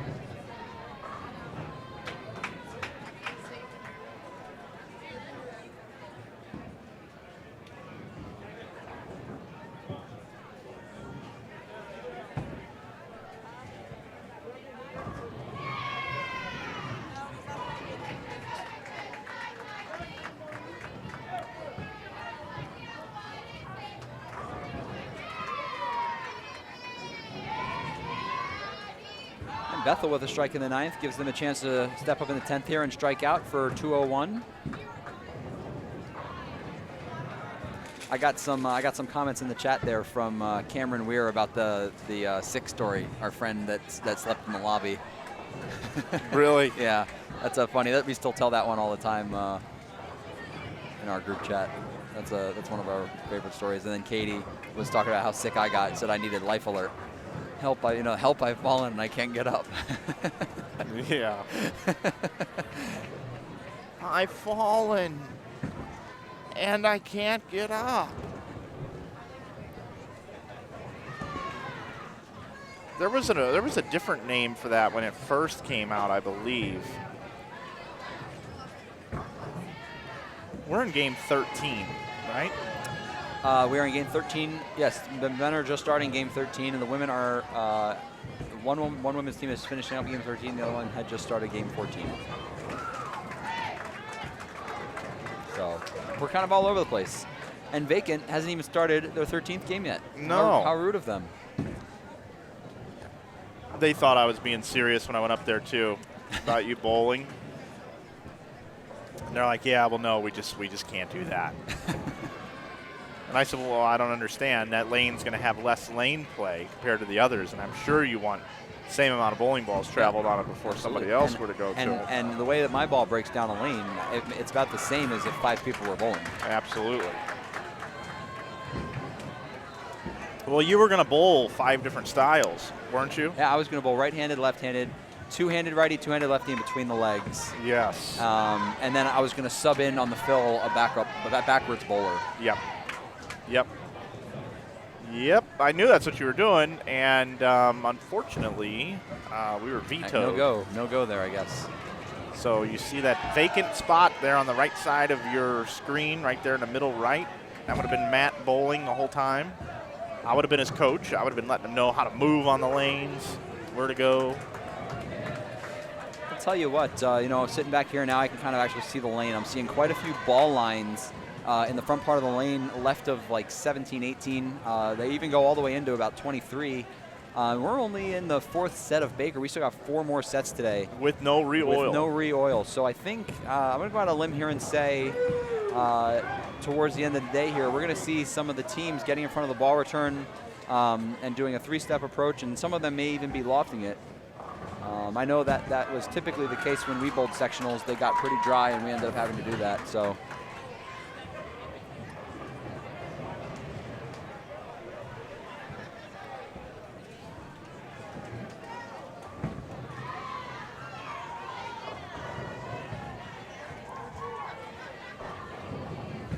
So we don't have as long of a break today, so we're going to have to consider where we're going to go to lunch. Yeah, we went to Buffalo Wild Wings yesterday. Solid choice, by the way. It was really good.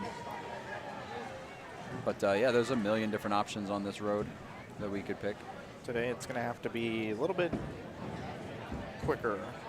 Chick-fil-A? You can never go wrong with some Chick-fil-A. No, I think that might be the answer today. It's not Sunday. No, it's not Sunday. Whew. Anytime you mention Chick-fil-A on a weekend, you have to stop and think if it's Sunday or not. Well, the thing is, being a math major like I am, you have a 50-50 chance on the weekend of Chick-fil-A being open.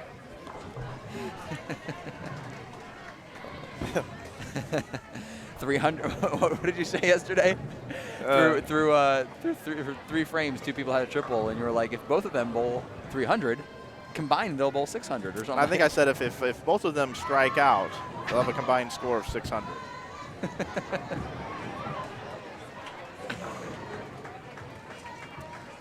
It's amusing.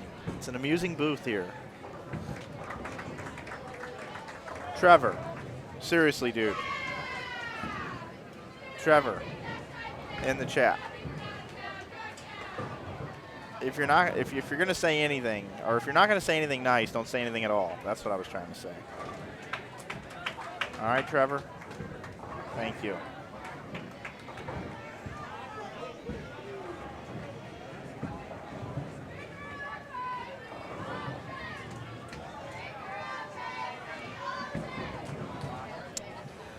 So far through 7 frames, Michigan State, they should have a solid game going, but they've missed 2 single pins. I mean, we've seen that a lot this weekend on these 2 pairs. Just a lot of single pin misses. Yeah, you got to make those. Those are game killers. Even if you got got a couple of doubles up on the board, and now you missed some single pins. Now you're still struggling to get to 200, where you should be in the 220s.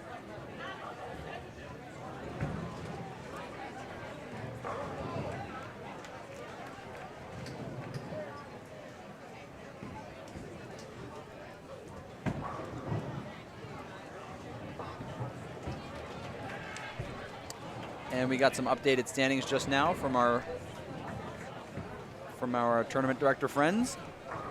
Robert Morris, Illinois men still leading the way with a big set that last set. They are 200 pins ahead of second place after 12 games. 237, 192, 229, 234 there for them. 200 pins ahead of second. Lincoln Memorial University in second with 2350. St. Francis, Illinois in third with 2320.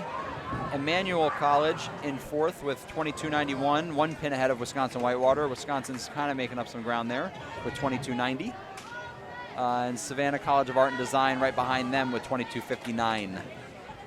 On the ladies' side, St. Francis University leading the way, 25-31. They are 120 pins ahead of second place. Second, Savannah College Art and Design, 2409, followed by Alabama Birmingham. They had a good set after they left our live stream pair. And so did Robert Morris Illinois women. Alabama with 2310 and Robert Morris women with 2298. Right behind Robert Morris women is Pikeville, 2283. So those are your top 5 men and women.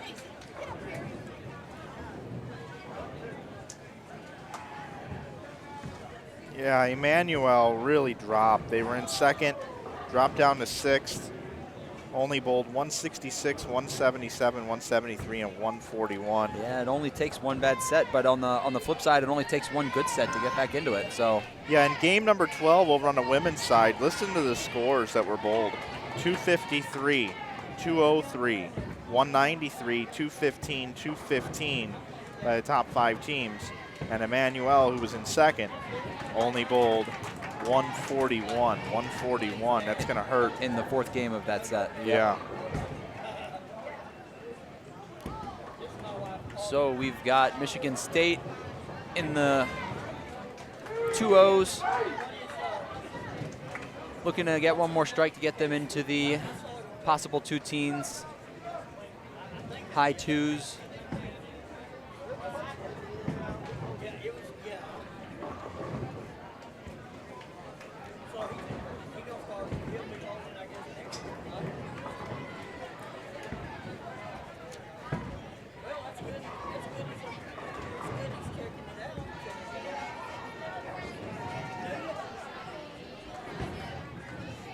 I'm going to run down. I actually forgot to do it. I'm going to run down and talk to Carl and see if I can get a lineup for them. Okay.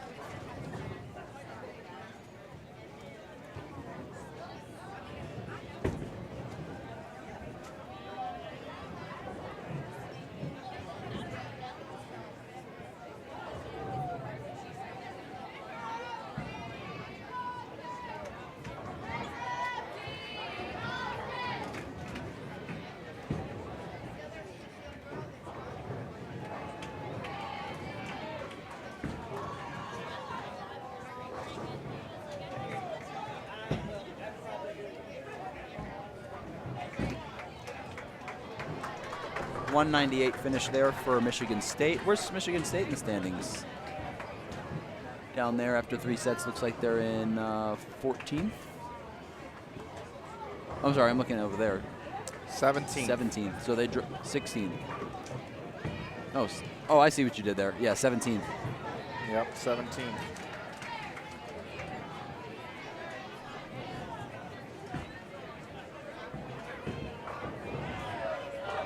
Cumberland struggling a little bit this game. Baby split up on lane 25, the 2-7. Looking to convert this to get into the 150s. Following up a 223 game.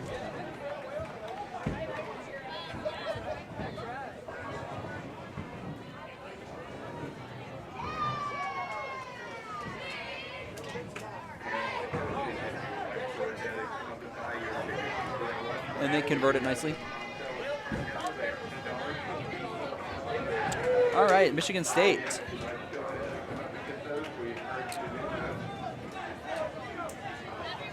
Warren Perroyne leading the way for Michigan State, followed by Jason McKelvey,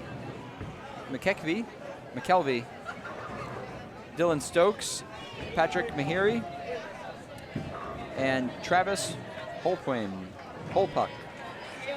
Oh, I see, he wrote it out for me, Holpuck. Just to let you guys know what's going on here, finishing up game number 14 over on 25 and 26, and beginning game 14 over here on 27 and 28. I just went through all the games, 12 games so far, and I want to tell you how many 200 games were bowled in the men's division in each game. Game number 1, there were 2 200 games out of the 19-team field. In game number 2, it increased to 4. Also in game 3, there were 4 200 games. In game number 4, there were 5 200 games. In game number 6, there were 6 200 games. In game number 6, there were 7 200 games. In game 7, there were 3. In game 8, there were 6. In game 9, there were 7. Game 10, it dropped down to 3 200 games. Game 11, there were 4. But in game 12, 9 of the games were 200 or better. Over on the women's side, they bowled 4 200 games in game 1, followed by 6, 6, and 6 in games 2, 3, 4. Then 3 200 games in games 5 and 6, 2 200 games in game 7, 5 200 games in game 8, 4 200 games in game 9. It increased to 6 again in game 10. Game 11, only 3 200 games, and in game 12, 5 200 games. So just interesting. And all 5 were of the 1, 2, 3. So 4 of the top 5 teams, those 5 200 games came from.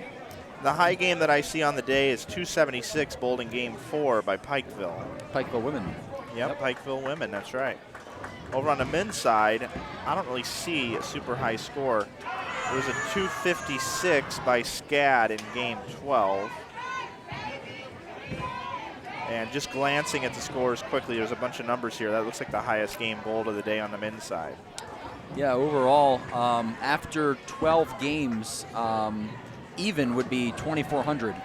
And there's only 1 men's team plus, and there's 2 women's teams plus. Yeah. So I would say that the women are bowling better than the men through 12 games. They are. I mean, I'm looking down. I mean, if there would be, right now, there would be two women's teams in the top 4 of the men. That's true. What does that tell you? Straighter angles? Yeah, and that's going to be the case on these shorter, these medium flatter patterns. Typically a little less rev rate, lesser rev rate to medium rev rate, kind of playing between that 5 to 12 part in the front part of the lane. Just kind of keeping your angles in front of you. And it's very similar to kind of what you see at USBC Nationals every year, that 37, 38, 39 foot flatter type pattern. And you look at the guys winning the team event last year, Scott Pohl and Adam Barta and those guys, and there's no super high rev rates on that team, and they all kind of play straighter angles. Mike Rose.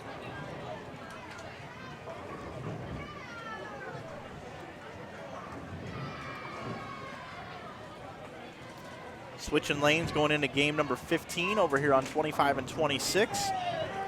Bethel and Cumberland. And Michigan State finishing up game number 14 before they make the switch over to lane 27. That's been patiently waiting for them to come over and bowl on. Lane, that vacant team has been beating up that lane, though. Yeah, I mean, they really have. Just using way too much surface. I think it's going to cause a lot of problems for Michigan State when they get over there. Yeah, I think so too. And they talk about pattern carving. Yeah. And I think this needs to be looked at sometime down the road. I think they're doing it on purpose. I think it needs to be reviewed, and I think vacant should honestly be considered for disqualification.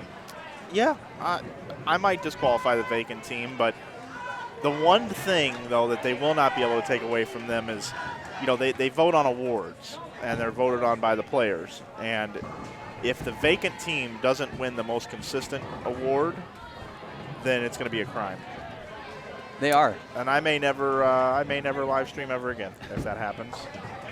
So hopefully the players get it right. Do the right thing. And the vacant team is voted most consistent.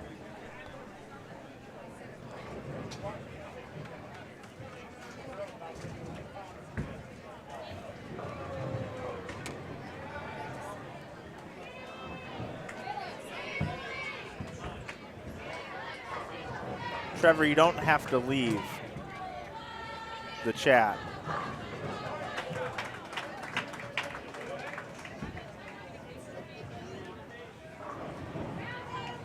We like having you here, Trevor, in the chat.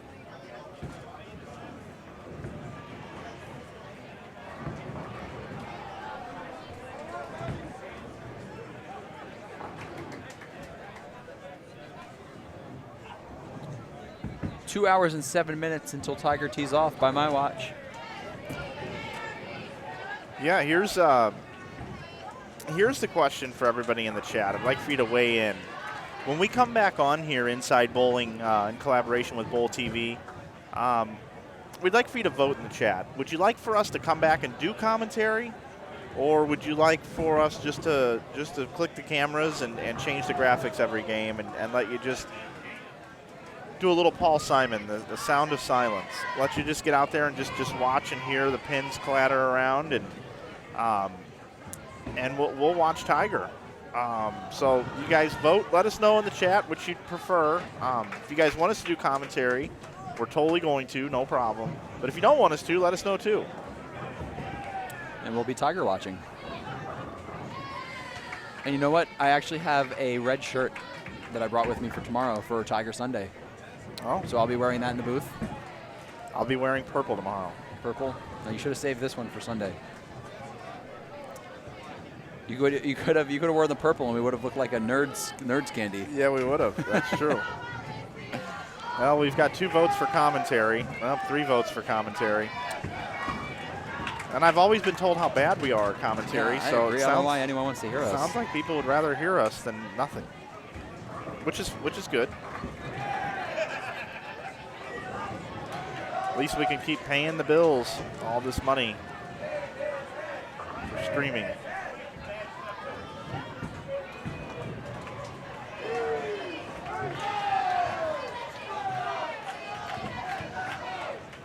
Making some noise over there. Florida State.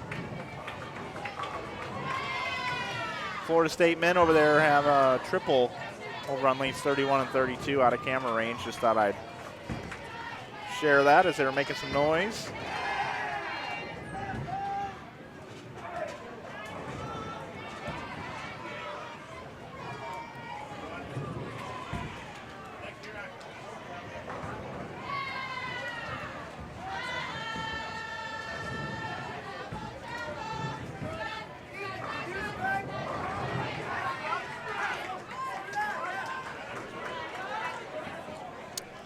Here's the question for you guys in the chat. If you could either have us talking with just a black screen or the bowling with no sound, what would you rather have? Now, granted, if it was just a black screen, we'd actually be calling it as if it was a radio broadcast. We'd be telling you what's going on.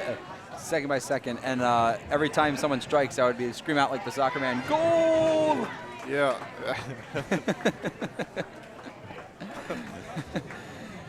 Up on the approach, the ball has been delivered onto the lane. It's at the break point. It's making its move, and oh, Stoney.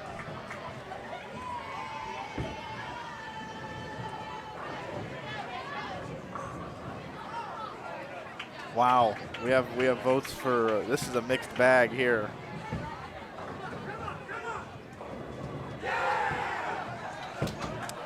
Yeah, I'm always a fan of it's always a little bit different watching bowling in person versus watching it on a live stream. And I always appreciate the commentary. Kind of livens it up, keeps it humorous.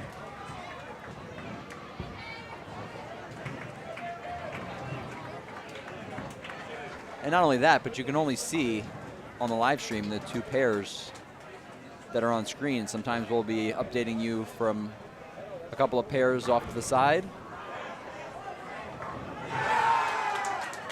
Ball State over there getting loud. They just came off our live stream pair. They've got a spare 7-bagger. What game were they in? 14th game.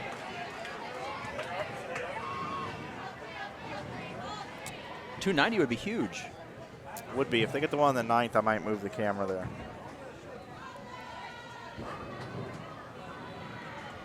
Just because.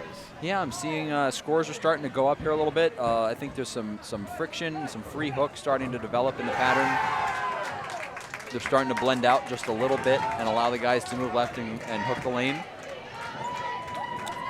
I think once the guys come back from lunch, we're going to see some scores. it's going to be interesting.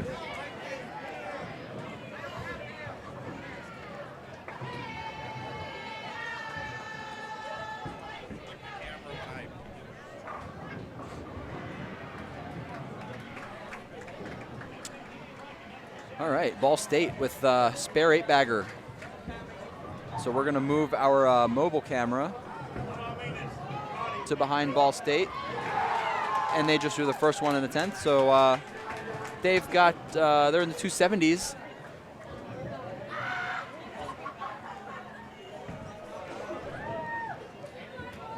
And we're going to go live here, take you over to Ball State. They're getting loud. Mike's holding the camera up so you can see up over everyone, so that's why it's a little bit shaky.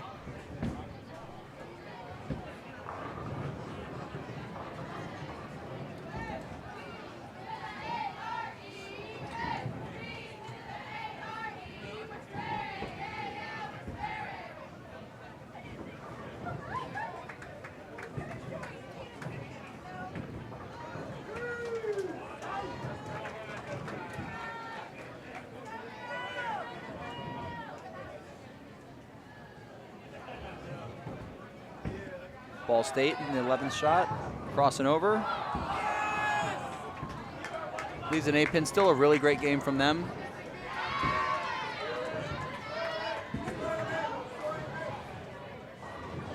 All right, we're gonna switch you back over to our featured pair.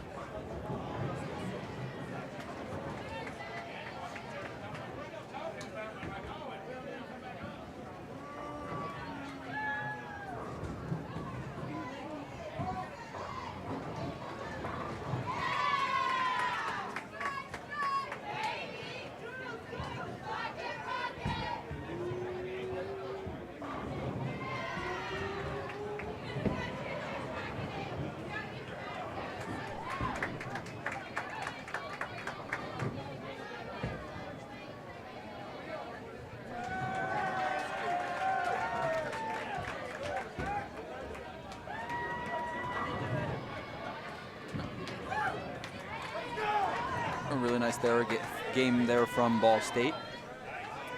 Yeah, sorry for the shaky camera work, but it's kind of the best I could do. Yeah, it's hard. You can't really set it up on the table because you can't see over the teams, but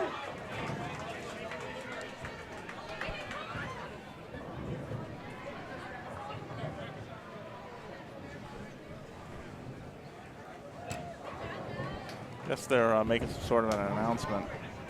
yeah, about lunch. Yeah, I think so. Okay. Yeah, they don't. I seem to remember the break is not overly long. I remember the years that we bowled sectionals, we bought lunch meat prior and made sandwiches at lunch in the paddock.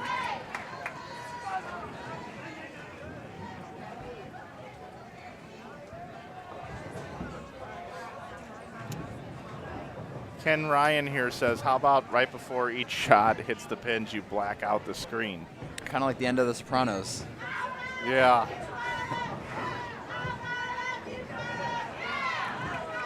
We need a steady cam. Well, it was because I was holding it on a pole and the thing was a little shaky. Usually I don't. Usually I just set up the tripod, but A little difficult with all these bodies standing up by the approach. It's been really kind of difficult sitting back here. Can't really see the ball motion or anything like that on the lanes today.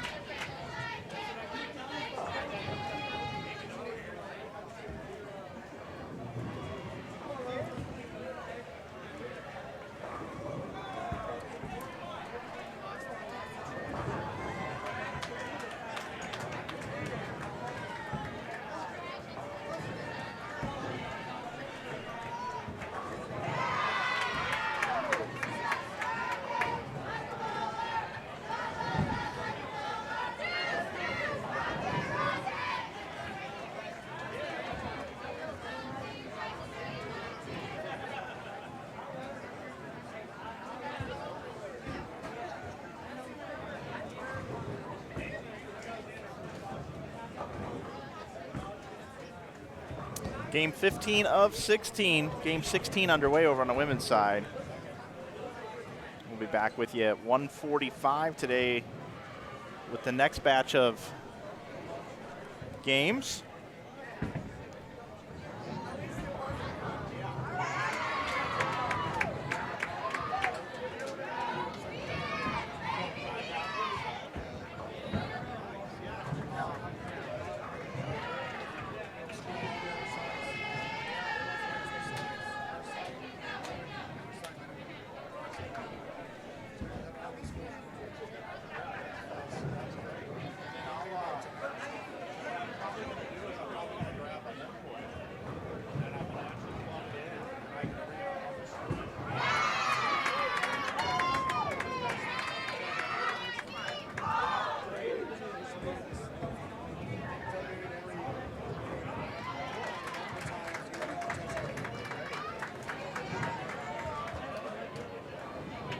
All right, we're improving our technology here. Up in the booth, we have actually have the sectional qualifiers scrolling for us. Want to go ahead and rattle some of those off? Well, this is our section, so we know what that is through 12. Yeah, let me see what I can do here. Let me see if I can get into broadcast mode here with these score updates. You got to go quick because it's a little fast. Yeah, it is almost fast. like an auctioneer. Taking out the Stratford men, William Patterson lead, followed by Weber International, Moorhead State, and Northwestern Ohio.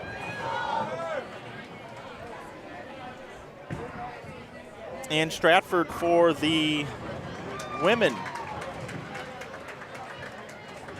We have Weber International, followed by Sacred Heart, Schenectady Community College, and Notre Dame.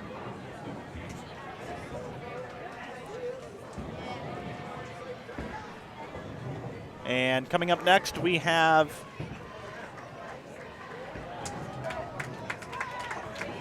they got us back to Smyrna here. I don't have anything for Fairview Heights or Dallas yet. Let's see if it's, is that what's scrolling up on the TVs? Yeah, it's supposed to be the same thing. And that would kind of make sense. Dallas, Texas, we have Kansas, McKendree, Midland, and Wichita State for the men. That's after 8 games. Oh, here's Fairview Heights. Calumet in the men, followed by Vincennes, Nebraska, and Lindenwood. Arizona State just 7 behind. Davenport just 8 pins behind. That's a close one out there. Yeah. Looks like there was an update. That's why we got Smyrna twice. And let's see if we get Dallas here. Fairview Heights women. Lindenwood lead, St. Ambrose second, Campbellsville third, Stephen F. Austin fourth, and just 39 pins behind Calumet.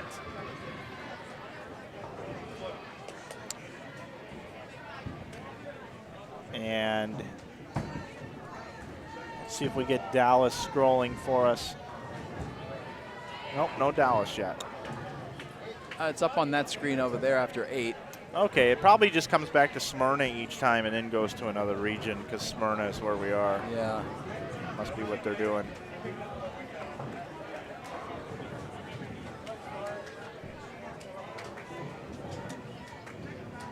I have a DJI Osmos, guys, for my cell phone.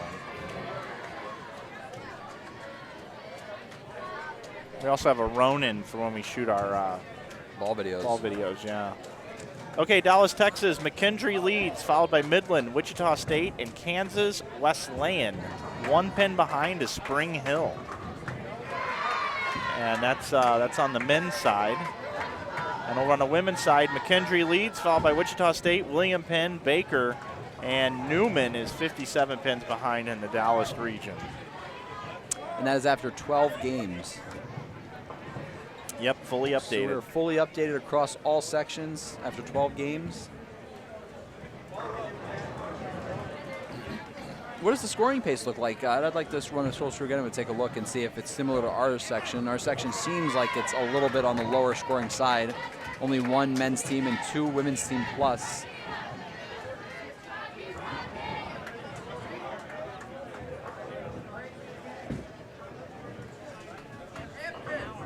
Michigan State finishing up game number 15 here. Just 2 more to go, and then we'll finish up with game 16. Game 16 well underway on lanes 25 and 26 in the women's division. 2 teams in New Jersey are plus on the men's side. After 16, they're done over there because they're an hour ahead of us.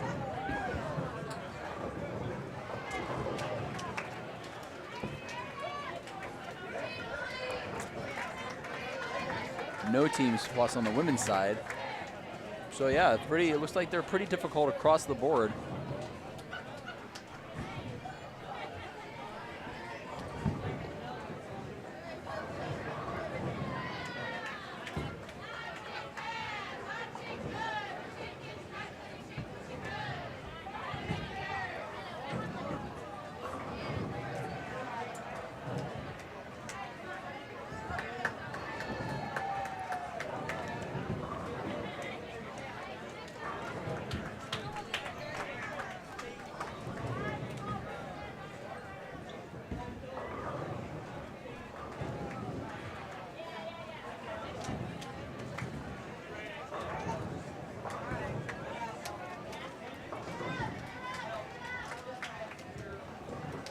Matt, are you a Mac or a PC guy? Currently, the only laptop that I own is my work computer, which is a PC. But if I were to ever get a personal computer, it's Apple 100%. I'm a Mac guy. I actually had a MacBook about a year and a half ago, maybe 2 years ago, that I just never used it. And so I actually sold it to Kenny Ryan. Really? I did, and he's still using it. Yeah, he's still using it. I will tell you that it is by far the most important piece of technology that I have. Your computer? Yeah. For what you do, I couldn't agree more. For what I do outside of work, I almost never am on a computer ever. So I pretty much I have my phone. My phone's pretty important, but they are tied 1A and 1B.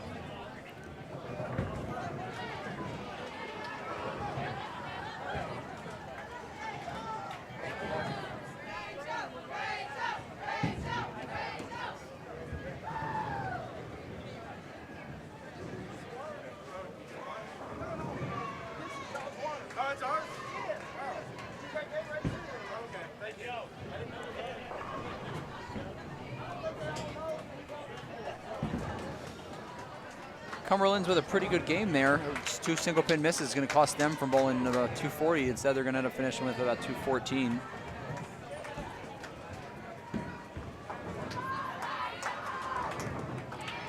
What places men's Notre Dame in New Jersey? We'll keep an eye out for that and update you in just a second.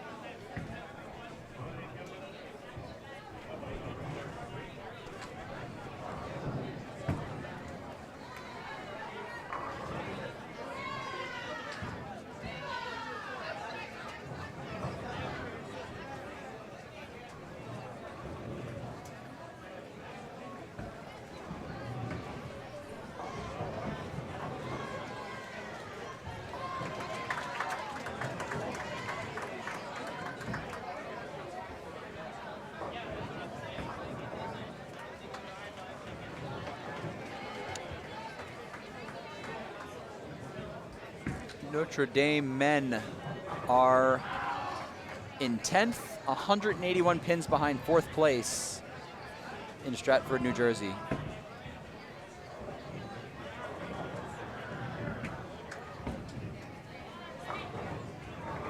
Notre Dame, Ohio's in 4th.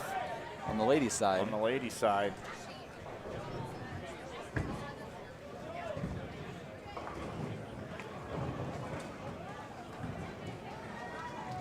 All right, game 16. Last game. Here we go, Michigan State. Game 16 just finishing up here on the ladies' side. So Michigan State's going to get to be the star of the show here because the ladies will be done. And, of course, vacant. They're over there just carving the lane up, and we don't even want to talk about those guys. But yeah. I think we need to report them. I really do. I'm going to bring Gary Brown over here. Yeah, I'm going to see if we can't do something about vacant. I don't know if you know this or not, but that's actually where I graduated from. From Vacant? Yeah. Yeah. I was a valedictorian in my class. Nobody showed up, but I was there. Valedictorian of vacant. Yep. You showed up to vacant? Yep. That's kind of a, what is that? It's not an oxymoron, is it? No, it was actually it was a really nice ceremony. That's what it was. I went to the library, got a podium, stood up, addressed no one, received nothing, and left. My mom got me a cake, though. That was nice of her. Yeah. All right, so we got the women finishing up here. They're going to head off to lunch. Men are finishing up there. Oh, you know what? We're going to be a little confused because that's going to be 2 games behind now the entire time.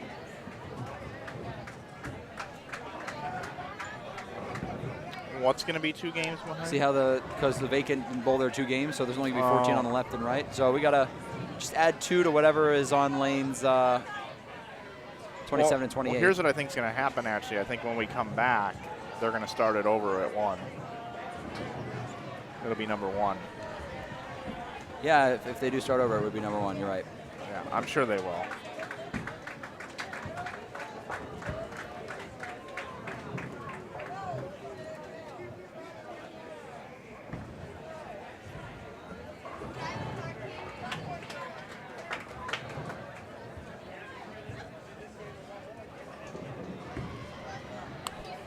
All right, so what are we doing for lunch? Chick-fil-A?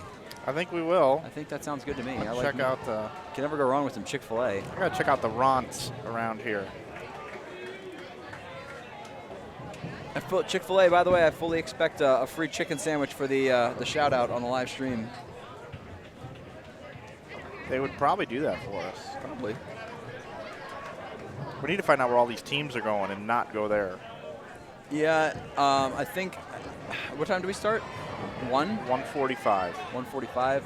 Yeah, I think the majority of these teams are going to be heading down to that area.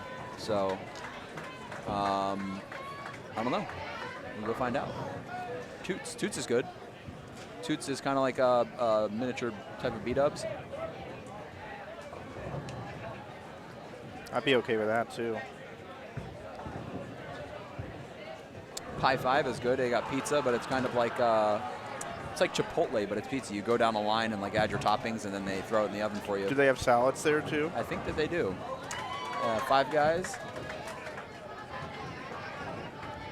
I like the idea of going there. Let's give that a try. Pie 5. Yeah, let's Cool. do that. Yeah, we got one in Clarksville. I go to every once Is in a it while. similar to Mod Pizza? I've never been there. Oh, you're missing out. Am I? Oh, my Nelly. Oh, it's a good one. Yep. Mod Pizza. Oh, yeah. Made on demand. Yep. So you basically you go down, you get in the line, and you pick what kind of crust you want. If you want kind of like flat or pan or whatever, and then you go down and the sauce and the cheese and. Ugh. All right. Well, we'll Good. see you, everybody. We're just gonna leave the stream on. We're going to lunch.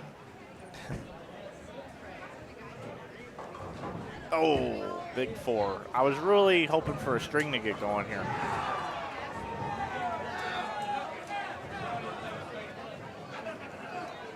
You seen her dancing. Go to Toots, get the chicken finger plate with the finger in Cajun. Thank me later. Ooh, thank you, Happy Gilmore 06 in the chat. Appreciate that. Toots is good. They have every once in a while we'll do a ball test here at Smyrna Lanes, and Toots is restaurant of choice for lunch. Is that the home of the Boot Tootin' Boogie? Boot Scootin' Boogie. Oh, yeah, I know. Oh, okay. You had me confused there for a second. Here we go, do-si-do. Come on, baby, let's go. Boot Tootin'. That's where we're going. We're going to the pizza place. And I think we're going to bring Michigan State with us. I think Carl Nikolai would enjoy doing the boot scoot and yeah, we boot might. toot and scoot. Well, we might even have room for vacant. We might be able to fit them in the car. You know what? Too. I don't want to associate myself with these oversurfacing people. Yeah, but I graduated from there. They're my alma mater, and I think that we should bring vacant with us.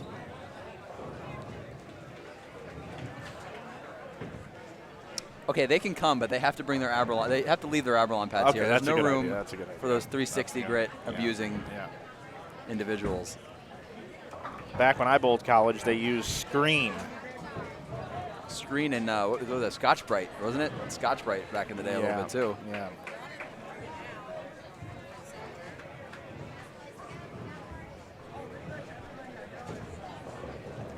What kind of that guy was a genius. He was like, I'm going to number these and sell them for like $8 a piece, and then they're gonna wear out after like 4 times. And that guy's making probably bank.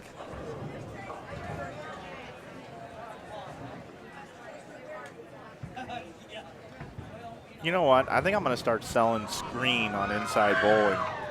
You should sell screen and Abralon pads. A screen. I only want to sell screen.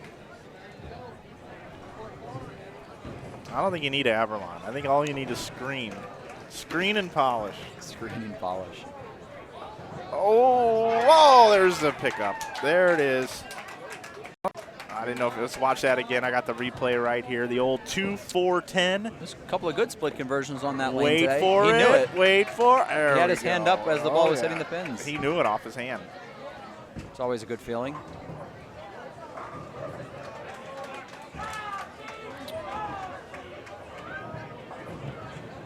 I think Michigan State this game. I think they're being distracted by some of Vacan's shenanigans.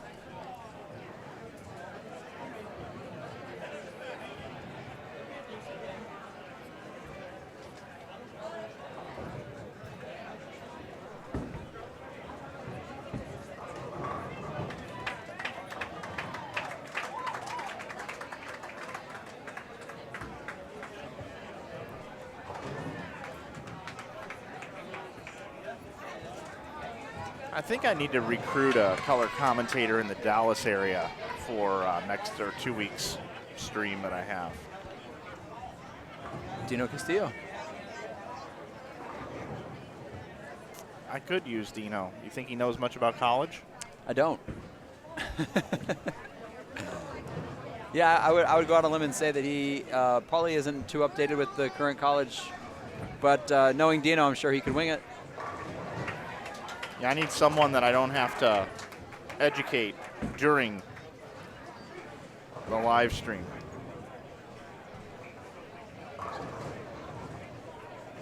I was actually going to reach out to our friends at the USBC and see if one of those guys would be available. What about Stephanie Johnson? Yeah. She might be available too.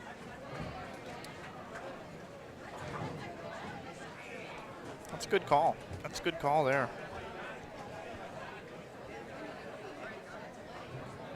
I'd have her there for sure if McKendry was part of that. Little Shafani action. I'm sure she'd love that, yeah. That will be our next live stream on Inside Bowling is in 2 weeks, Southland Bowling League. Friday, Saturday, Sunday, Sunday. Be there. Just like this weekend. Michigan State trying to finish this this setup here.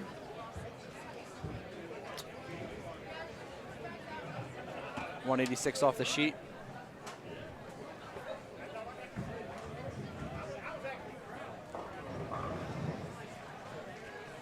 When we come back from lunch, on the ladies' side, we will have joining us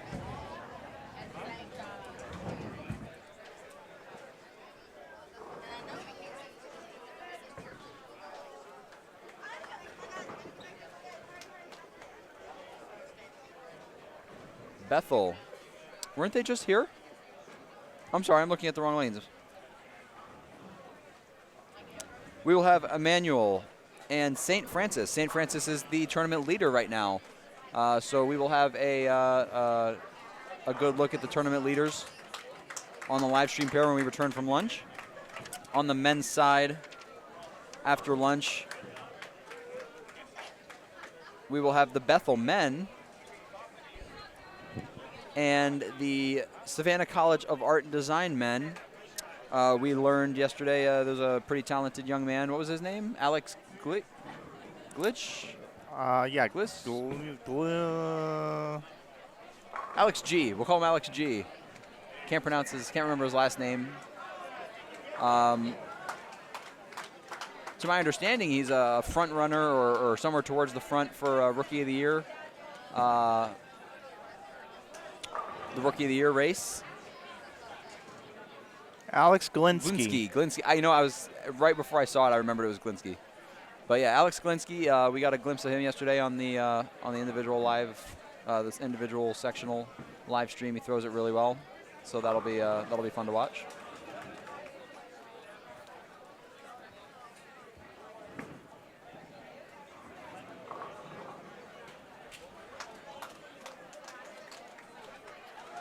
We can definitely get you guys hooked up with some vacant bowling shirts. No problem.